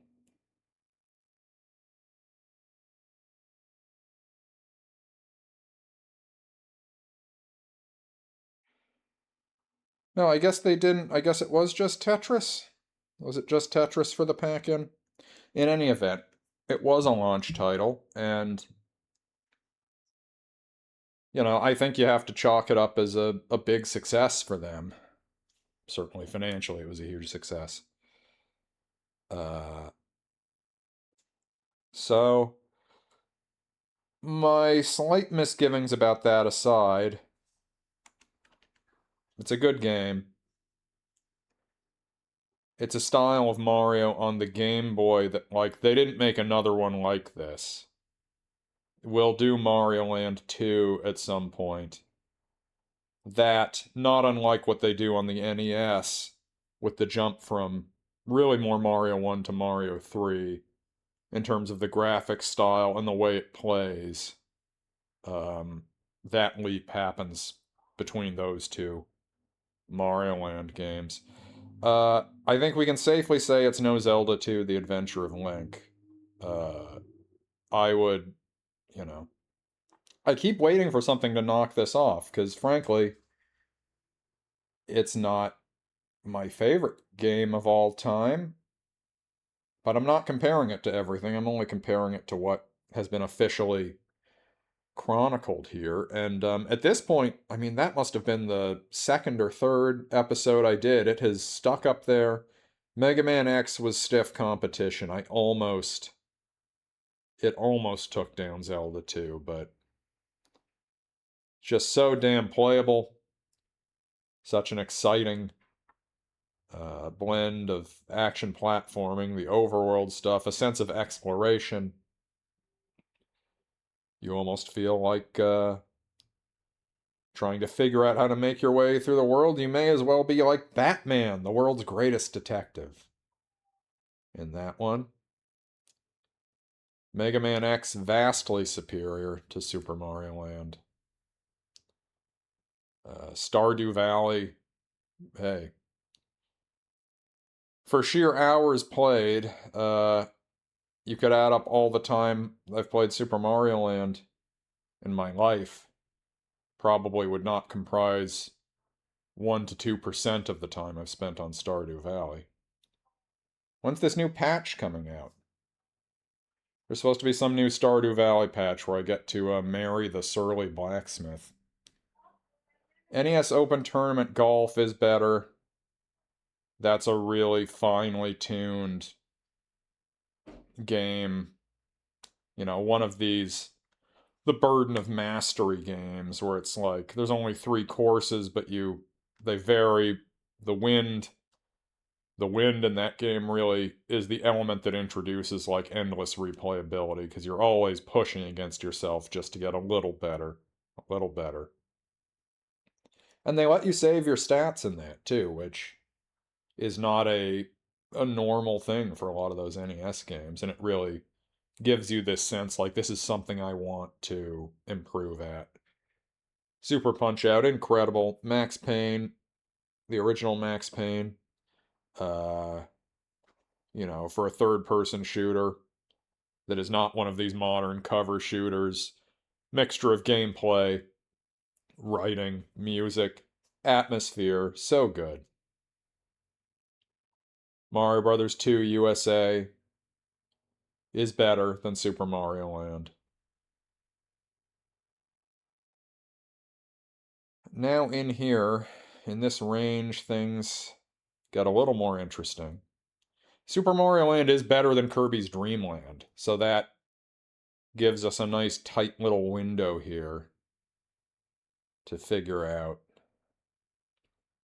ActRaiser 2.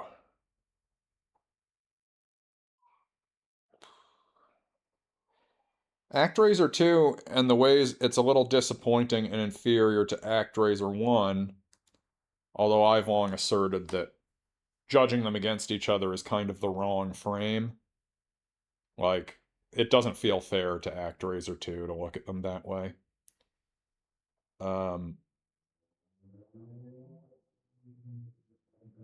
But similar to that, Mario Land feels not quite like Mario in a similar way from ActRaiser 1 to 2. EVO, The Theory of Evolution, I had a blast with that. It was a heavy grind. I will come back to it someday. That is, for those of you who haven't seen that stream, the game EVO on the Super Nintendo, EVO The Search for Eden, I will play at some point. One of my favorite SNES games. Is in fact, I guess, a sequel or a sort of push forward from the PC98 Japan-only game, EVO, The Theory of Evolution, which is more of a primitive Dragon Quest style RPG. But it has a lot of the same peculiarities in plot and writing and depth and intrigue that made me fall in love with EVO on the SNES. That was a lot of fun to play. One of my favorite streams I've done here.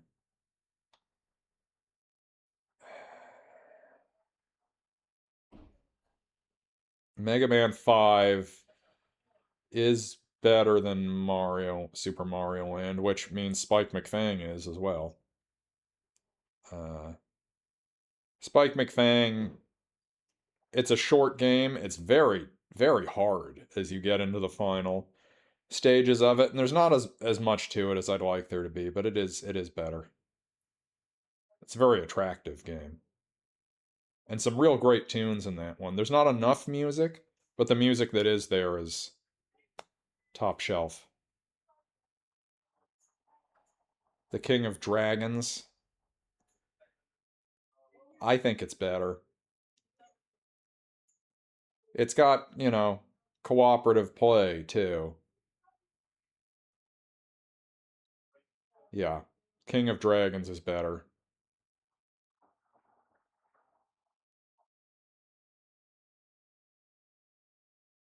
EVO, The Theory of Evolution. It's grind heavy, but all those old RPGs are, at that point in time, pretty grind heavy, and there's a lot of stuff in that game that's very interesting and cool. It's got the same sort of like shot through with a blend of light humor, but then a deep narrative darkness in that, which the SNES version has also, and I just have so much respect for that game and what it's going for. It is better than Super Mario Land. So is it better or worse than ActRaiser 2?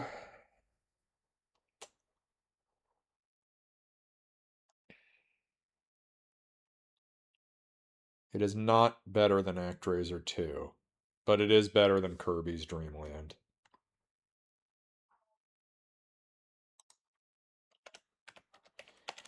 Which means Kirby's Dream Land, its brief stay in the 13 slot is over.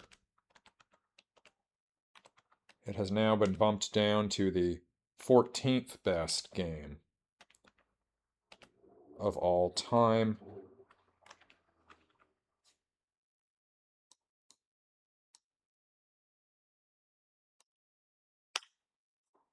Congratulations to Super Mario Land. That was fun. It's gratifying to have finally beaten that, because there was just some point at which I'd always be banging my head against the wall playing that as a kid.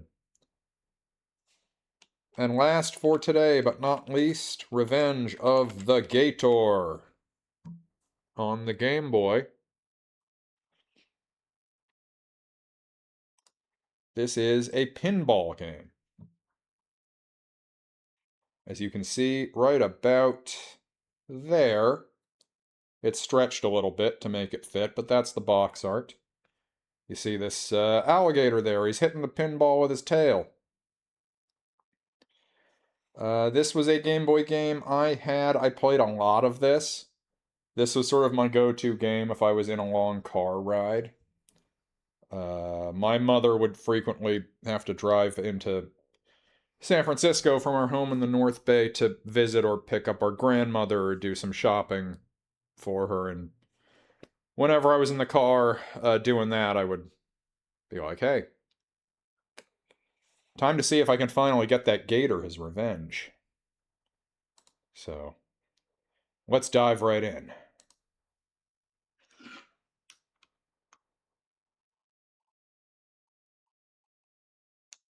Obviously, you could say that it doesn't take much to be a successful pinball game. But I remember quite liking this one, and I'm very curious how it'll hold up.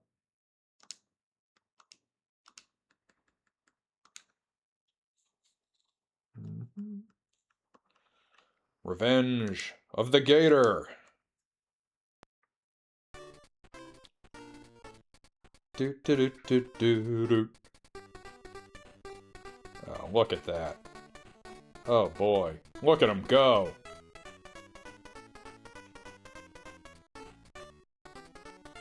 Oh boy. These guys know how to put on a show, don't they?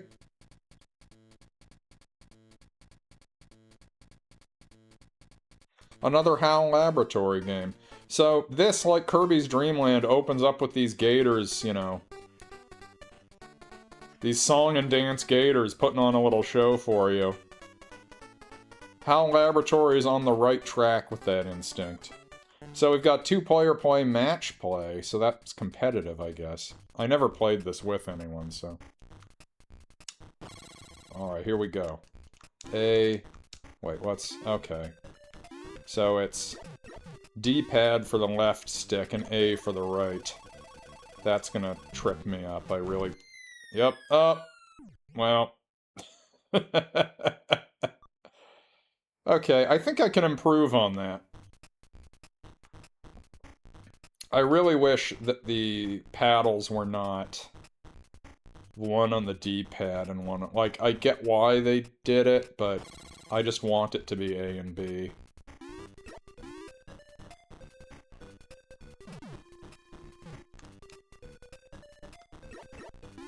Oh. Okay. Alright, I've got a little ways to go to get to 500,000, but, you gotta believe in yourself.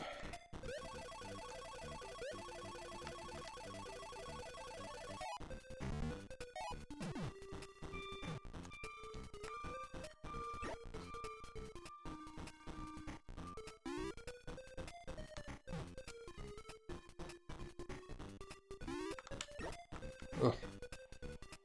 Playing scared here.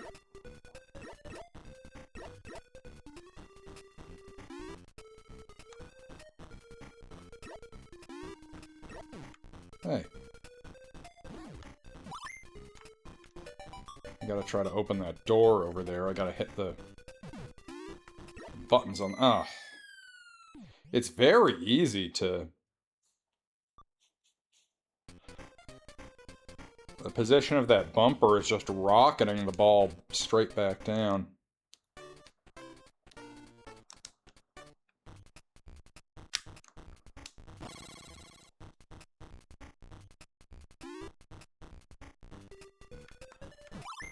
I like the gator theme. I think it's cool. The fact that it can't, you know, fluidly just slide from one screen to the next is a little tough. It could be easier. Come on, there we go. Gotta get back up there, let's go. What? Oh. Sent me back to start. Oh, what? Ah. So I have to open this every time I'm on this screen? If I fall off, I gotta do it all over again? That's a little bit punitive.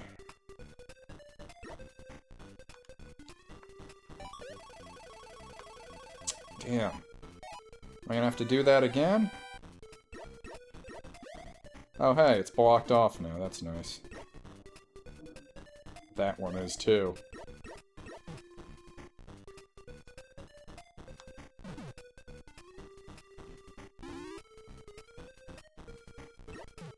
Get that one on the top.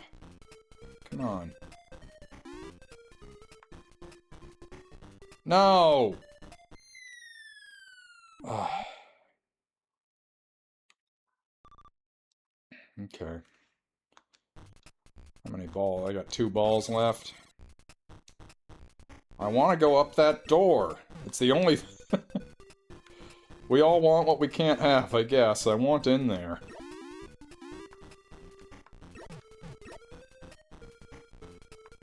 Oh. Oh, God.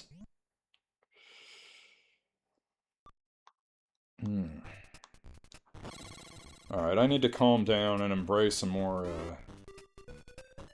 chill persona that will allow me to, prevail here.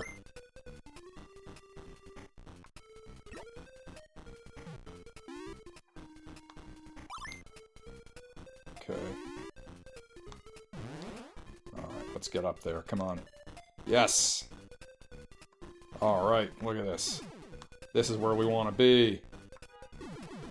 Look at these tiny gator tadpoles. Is that what they are? I don't know. Oh, no.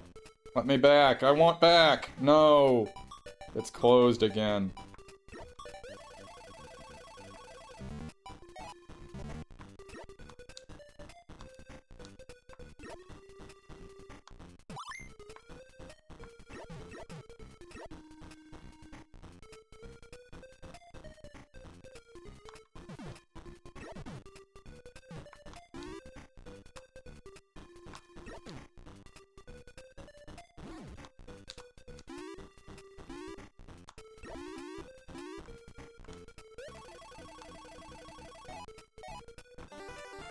Hey!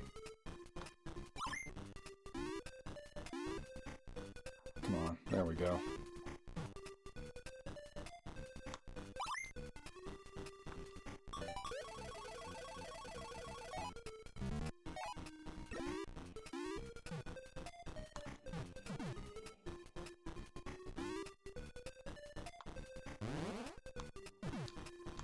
Ah!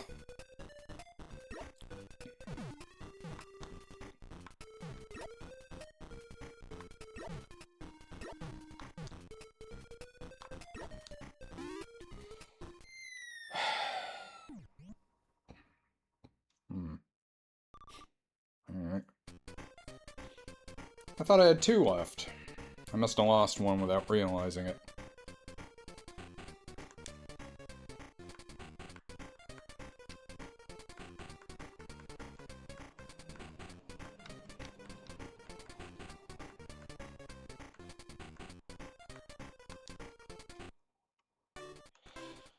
Let's take another swing, shall we?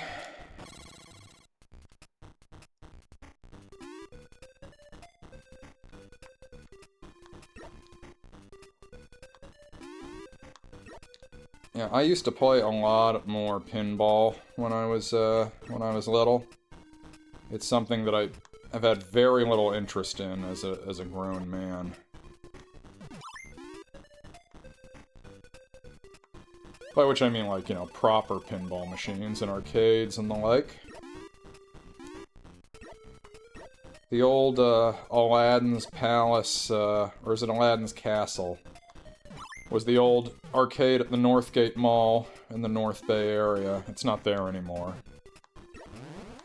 It was there for a while, though. It definitely outlived... There was also, like, the, Virtuosity or whatever, the VR, place there. Where you could play such titles as Dactyl Nightmare. That did not stick around very long. My favorite thing to do at that arcade, though, honestly, at a certain point, it wasn't even the games or the pinball, it was, air hockey. Love air hockey.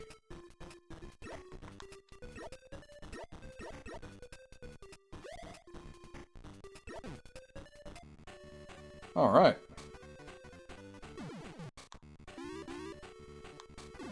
Gotta free the gator.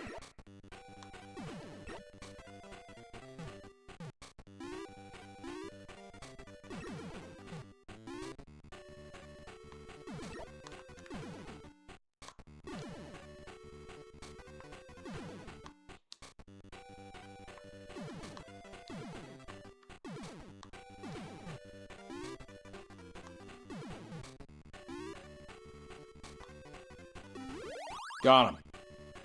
Another one. Ah, too bad. Ah. Let me back in. I want back in.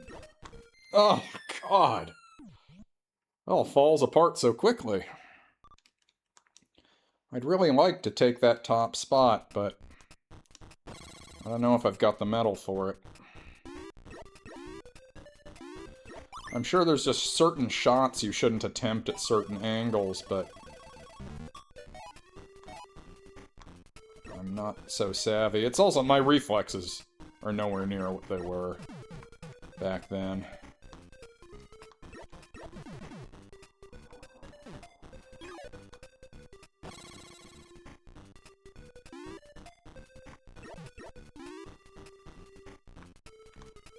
shoot.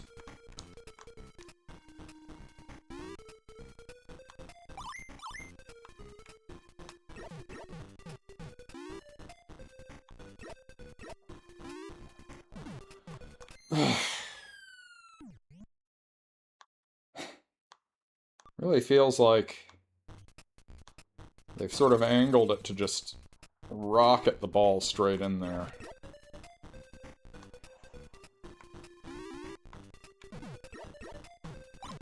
There's definitely some nuances that are being lost on me here.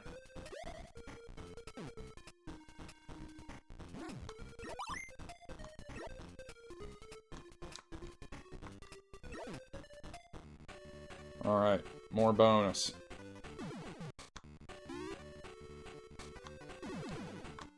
Ugh.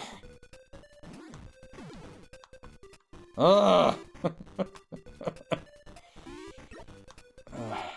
Come on.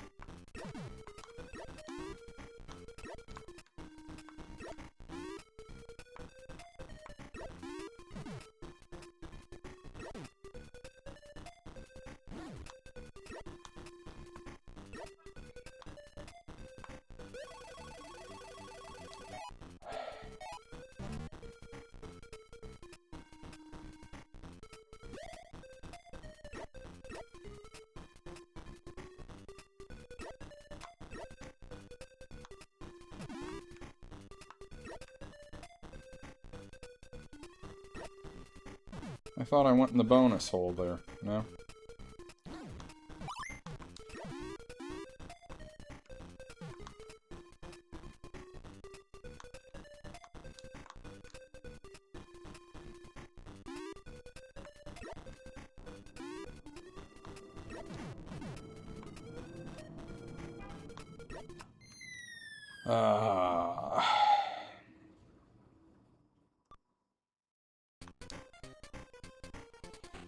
So I didn't even rate that time. I felt like I was doing better that time than my first go, but I didn't. Do do do do do do do. Do do do do do do do do do do do do do. Do do do do do do do do do. Ah.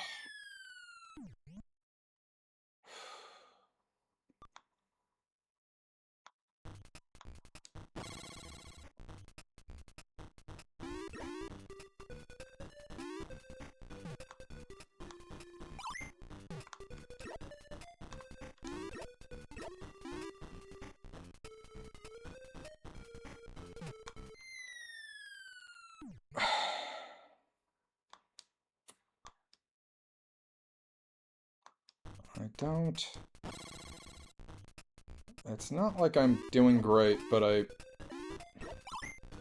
mean, I guess that's the nature of pinball, but, it doesn't feel like I'm being left with a lot of, I don't know.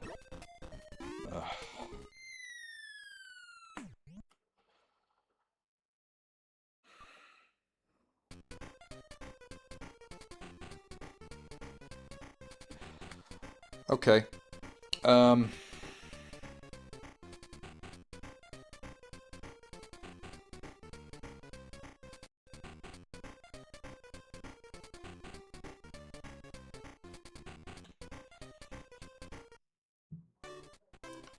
Let's give it another go.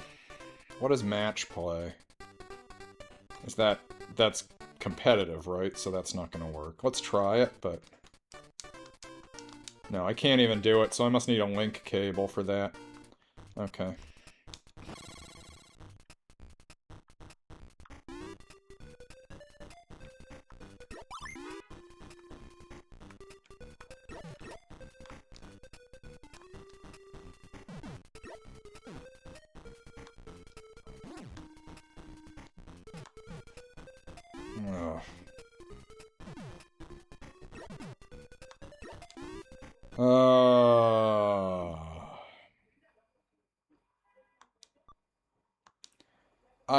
I wish I had more knowledge or context for whether this is I mean, I just sort of don't know enough about pinball fundamentally to say whether this is a fair board, or whether my instinct that, like, it feels like it's sort of engineered to sluice me down there is... I mean, I don't know. Maybe it's all the same. It's all sort of an academic question, I admit, but...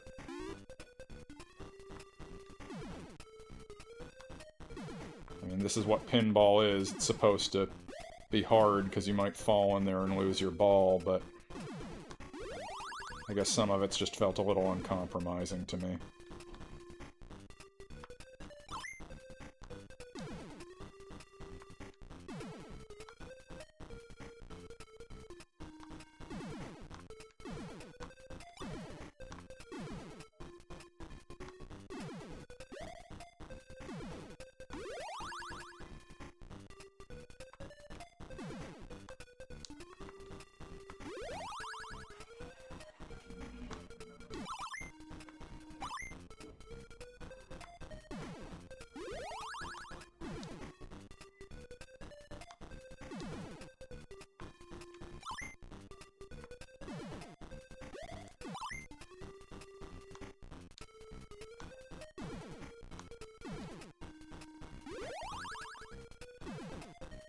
Every time I get all of them in there, I'm re-upping these gator guards.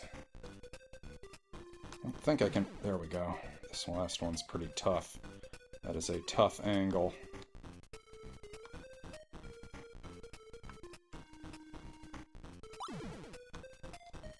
Oh!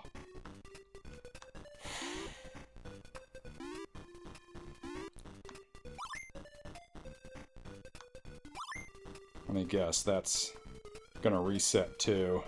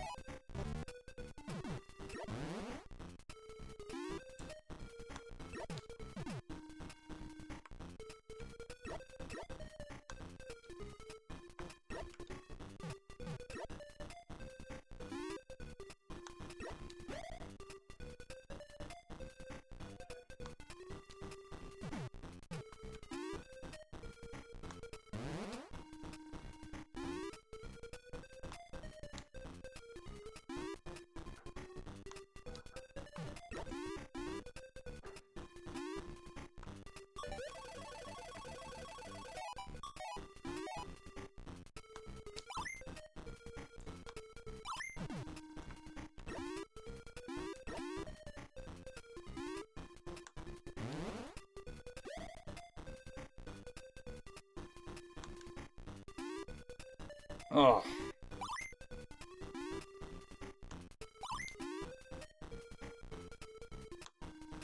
Come on. Oh.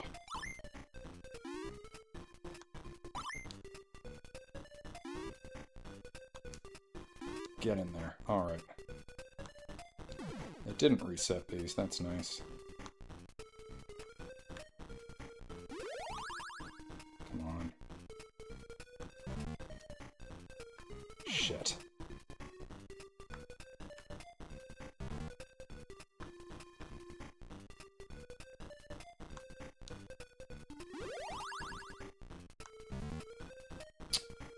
Oh!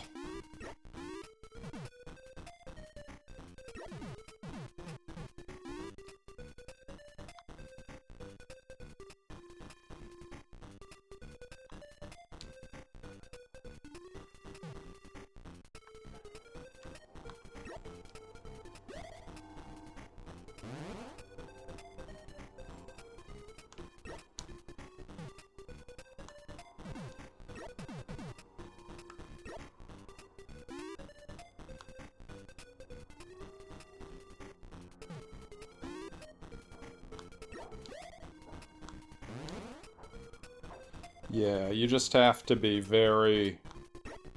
Seems like when I'm down here, when I'm anywhere, you just have to be, like, hyper attentive on triggering those gator guards. Ugh.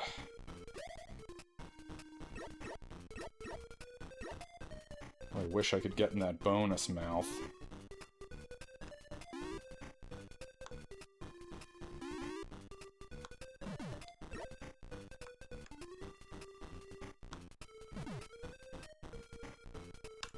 Oh! I was so close to getting in that zone up there.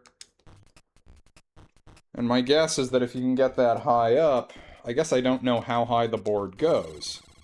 But maybe that's the idea, that if you get all the way up there, it's a lot harder to fall all the way back down. Alright.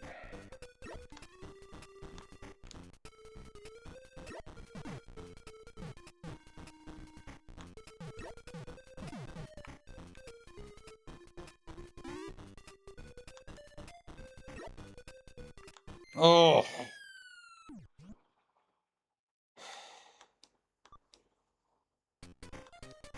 Well.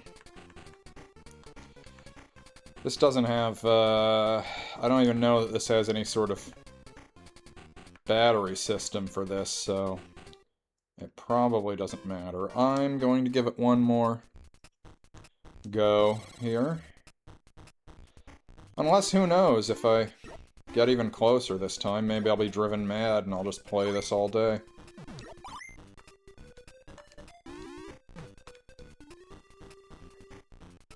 On the other hand, if I immediately wash out... Yep.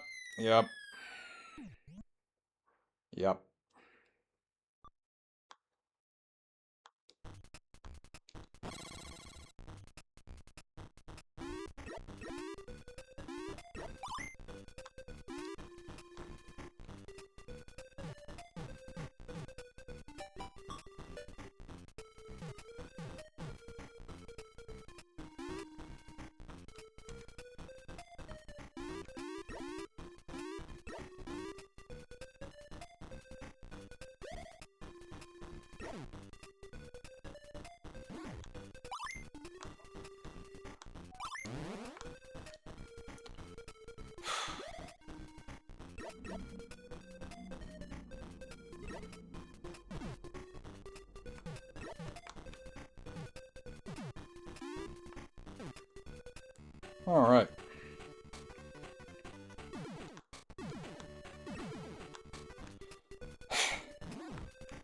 Whatever. Could be worse.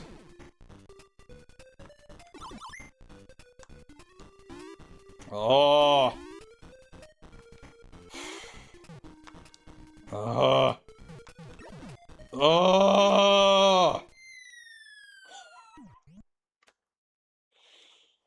Hmm.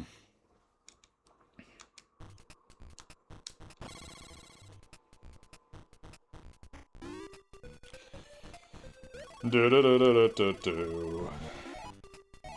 Do do do do do do do do. Da da da da da da da da da da da da da da da da.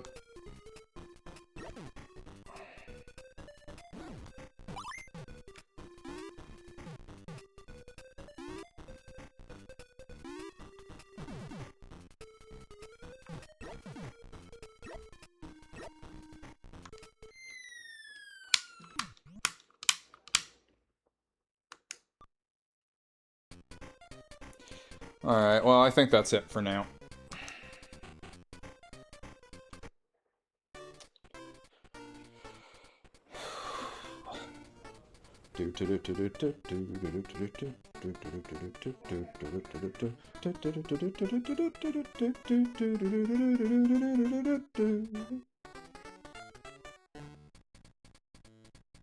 Exit stage left. Actually, that's stage right. Well...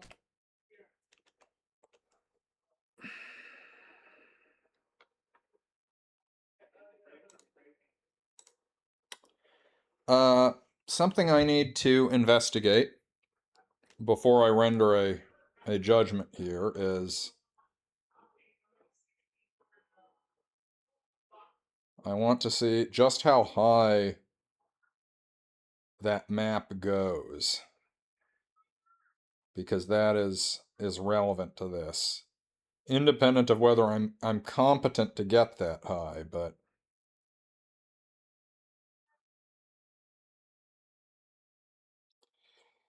Looks like there's just one more screen above where I got. Um, and then obviously it seems like there's multiple bonus levels. Okay. Well, I mean, I found that pretty frustrating. I think that's plain to see. Uh,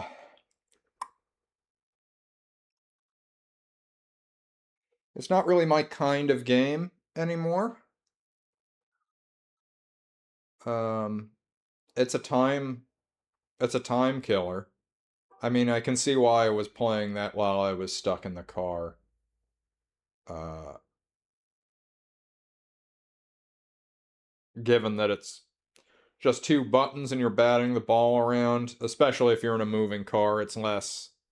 You're tracking the screen with your eyes. You're less likely to have like a major mishap or screw up that is, you know, car induced than you are playing a Super Mario Land on a tiny little screen. Um,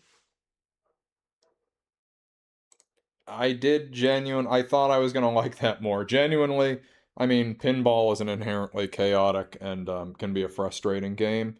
Um, I've barely played pinball in the last 20 years, so I'm not good at it. But then I also kind of conceptually don't really know what it means to be good at pinball. And obviously, this is a video game. It's not like it's real world physics. The ball doesn't have any weight, so there is a way to just know exactly when to hit the paddles that will send the ball, presumably about where you need it to go. And I am not competent to do that.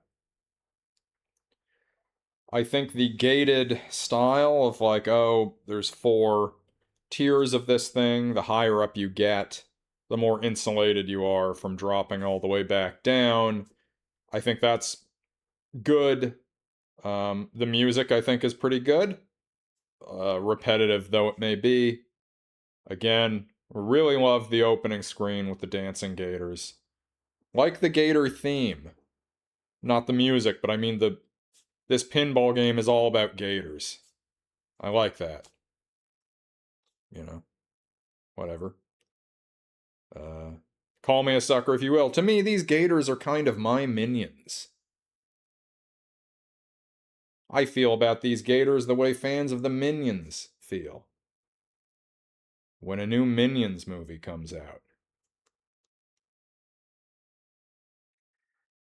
But, that time has come when I have to figure out where on the big board Revenge of the Gator is going. And, this is a tough one. I mean, not much to it, but it's pinball.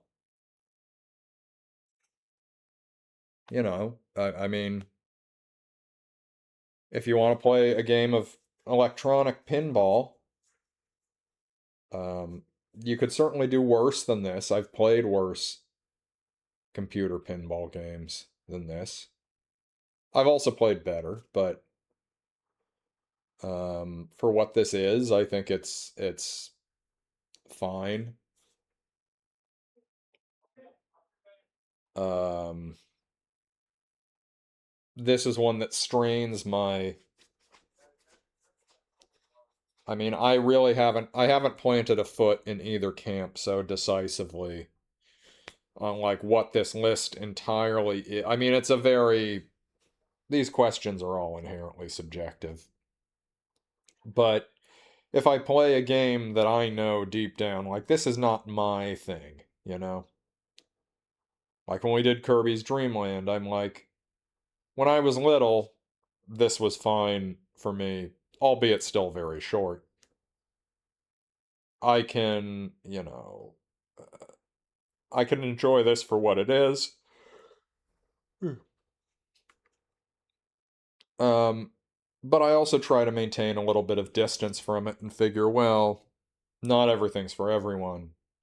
Someone someone for whom pinball is the is a guiding light of their life. So, I don't know. Someone who feels that way about pinball might regard this game even more negatively. It's hard to say. It really comes down to was the number of times I was, because I think there was at least 2 or 3 times there where I just started bouncing around and it felt like the shape of the board almost automatically sluiced me down to the maw of the waiting tiny cute gator below the bottom board. I mean, I guess the question with anything like this is, does this represent a fair and equitable representation of the experience of playing an actual pinball machine? Would that happen as much if I were hunched over, say, the Terminator 2 pinball machine at an arcade? I don't know. I can't answer that. There was a short window of time there where I got a little bit more into a flow state and was pretty locked in on it and having a pretty good time. Again, my reflexes not what they were when I was a little kid, so maybe... Well, last time I played Kirby's Adventure, and we'll do this again at some point on the stream to rank on the big board, but one of the things I really like in that game is the quick draw mode. Because that mode is a hard referendum on my age. Because I remember playing that as a little kid. I would routinely hit the draw in 10 milliseconds, 11 milliseconds, 12 milliseconds. Maybe even a little faster. And then when I went back to it more recently, I forget what it was, I think 14 or 15, I kept getting that over and over again, and at a certain point I realized, oh, I can't get better than this by reacting. So then I was like, maybe I have to just try to guess when it's coming to get that little bit of extra and risk doing a false start to try to shave a little time off that. So, as I'm sure this is how Major League Baseball players feel when they get old. They're like, oh, I need to start swinging a little bit before I can tell what the pitch is. I mean, that's true of, as a matter of science, they can't. You have to start your swing absurdly early when you're trying to hit a baseball that's going that fast. So what I'm saying is I'm kind of like an aging slugger.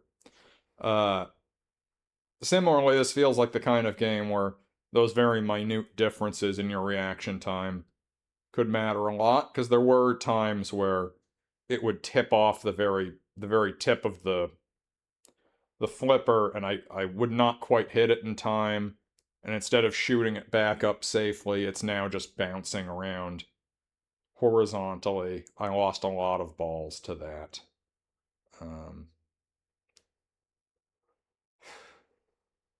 But all this talking is just delaying the inevitable. Where is this going? Where is this going? So, Zelda 2, The Adventure of Link is certainly better than Revenge of the Gator. As is, for that matter, Mega Man 5. So we're already down to the 10s. It's better than Socks the Cat Rocks the Hill, that's for sure. It's better than Haunting starring Poltergeist. Biggest disappointment on this list so far, Haunting starring Poltergeist. If before I started this you had told me this old Game Boy pinball game, which I enjoyed a lot as a kid, but pretty simple, is better than this, like, sort of comedy horror game with this really compelling concept. If you had told me how in the dregs Haunting starring Poltergeist was going to be at the start of this, I would have slapped you across the face. And again and again, and again and again and again. But it really, it is that bad. Check out, check out the video on my YouTube channel, youtube.com slash at Christogpher, ChristogPher, for those of you. We've had some people bouncing in and out today on Twitch for anyone watching on here. All my old videos you can see over there. That's at Christogpher, same as my Twitch channel. Haunting Starring Poltergeist was wretched.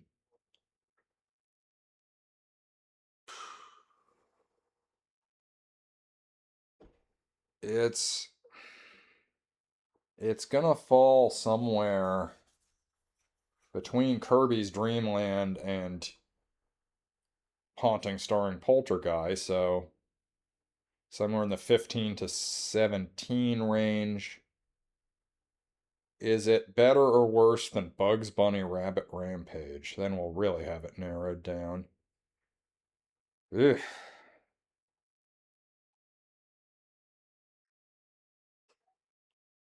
I don't know. I do like those dancing gators. The dancing gators, I mean, that's not gameplay though.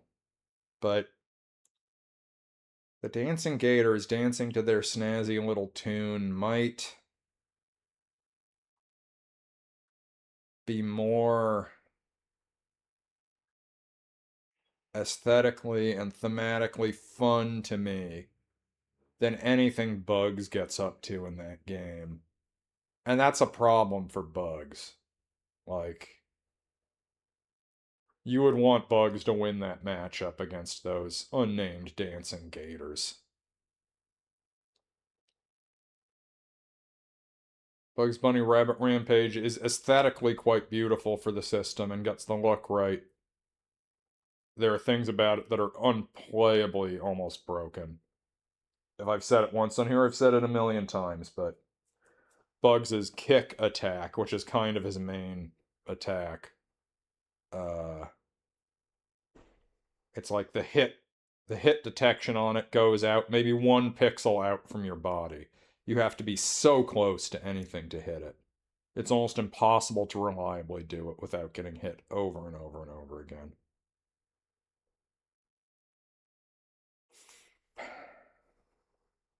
It's better than, well, is it even better than Young Merlin?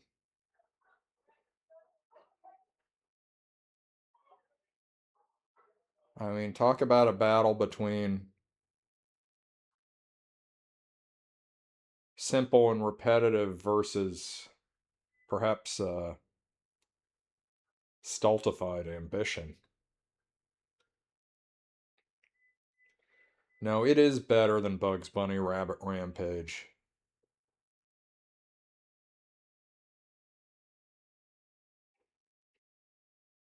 So it's either above or below Manhunt. We're back to the Manhunt crucible here.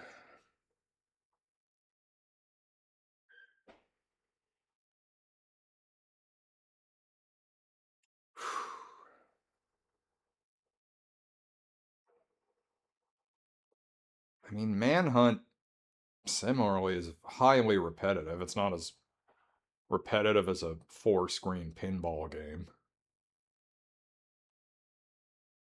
I really don't care for Manhunt.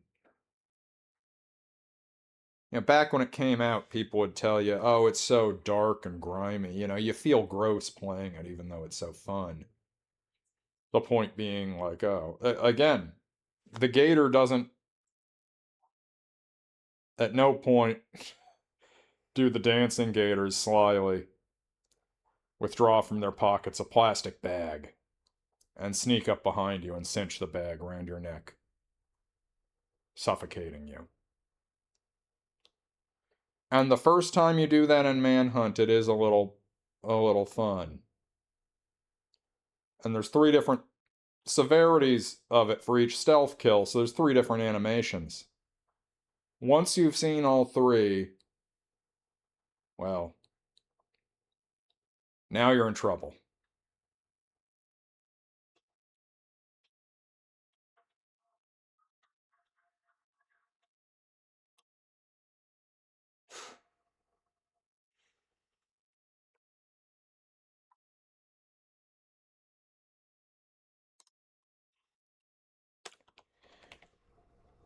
Manhunt is better than Revenge of the Gator.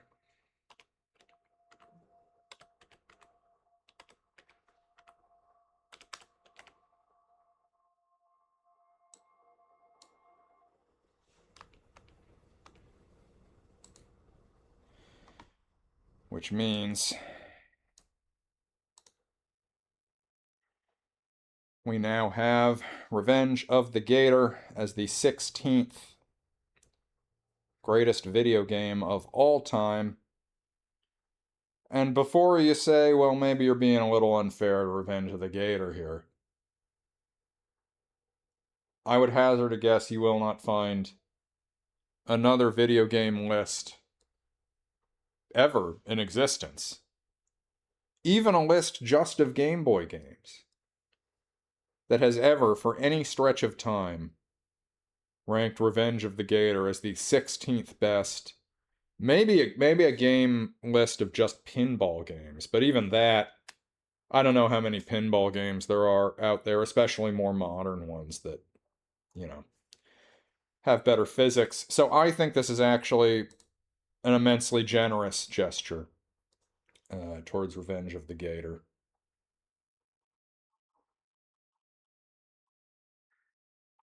And that's it. So, yeah, very, very happy with the stream today. This is the first time I've ever knocked out multiple games in one go.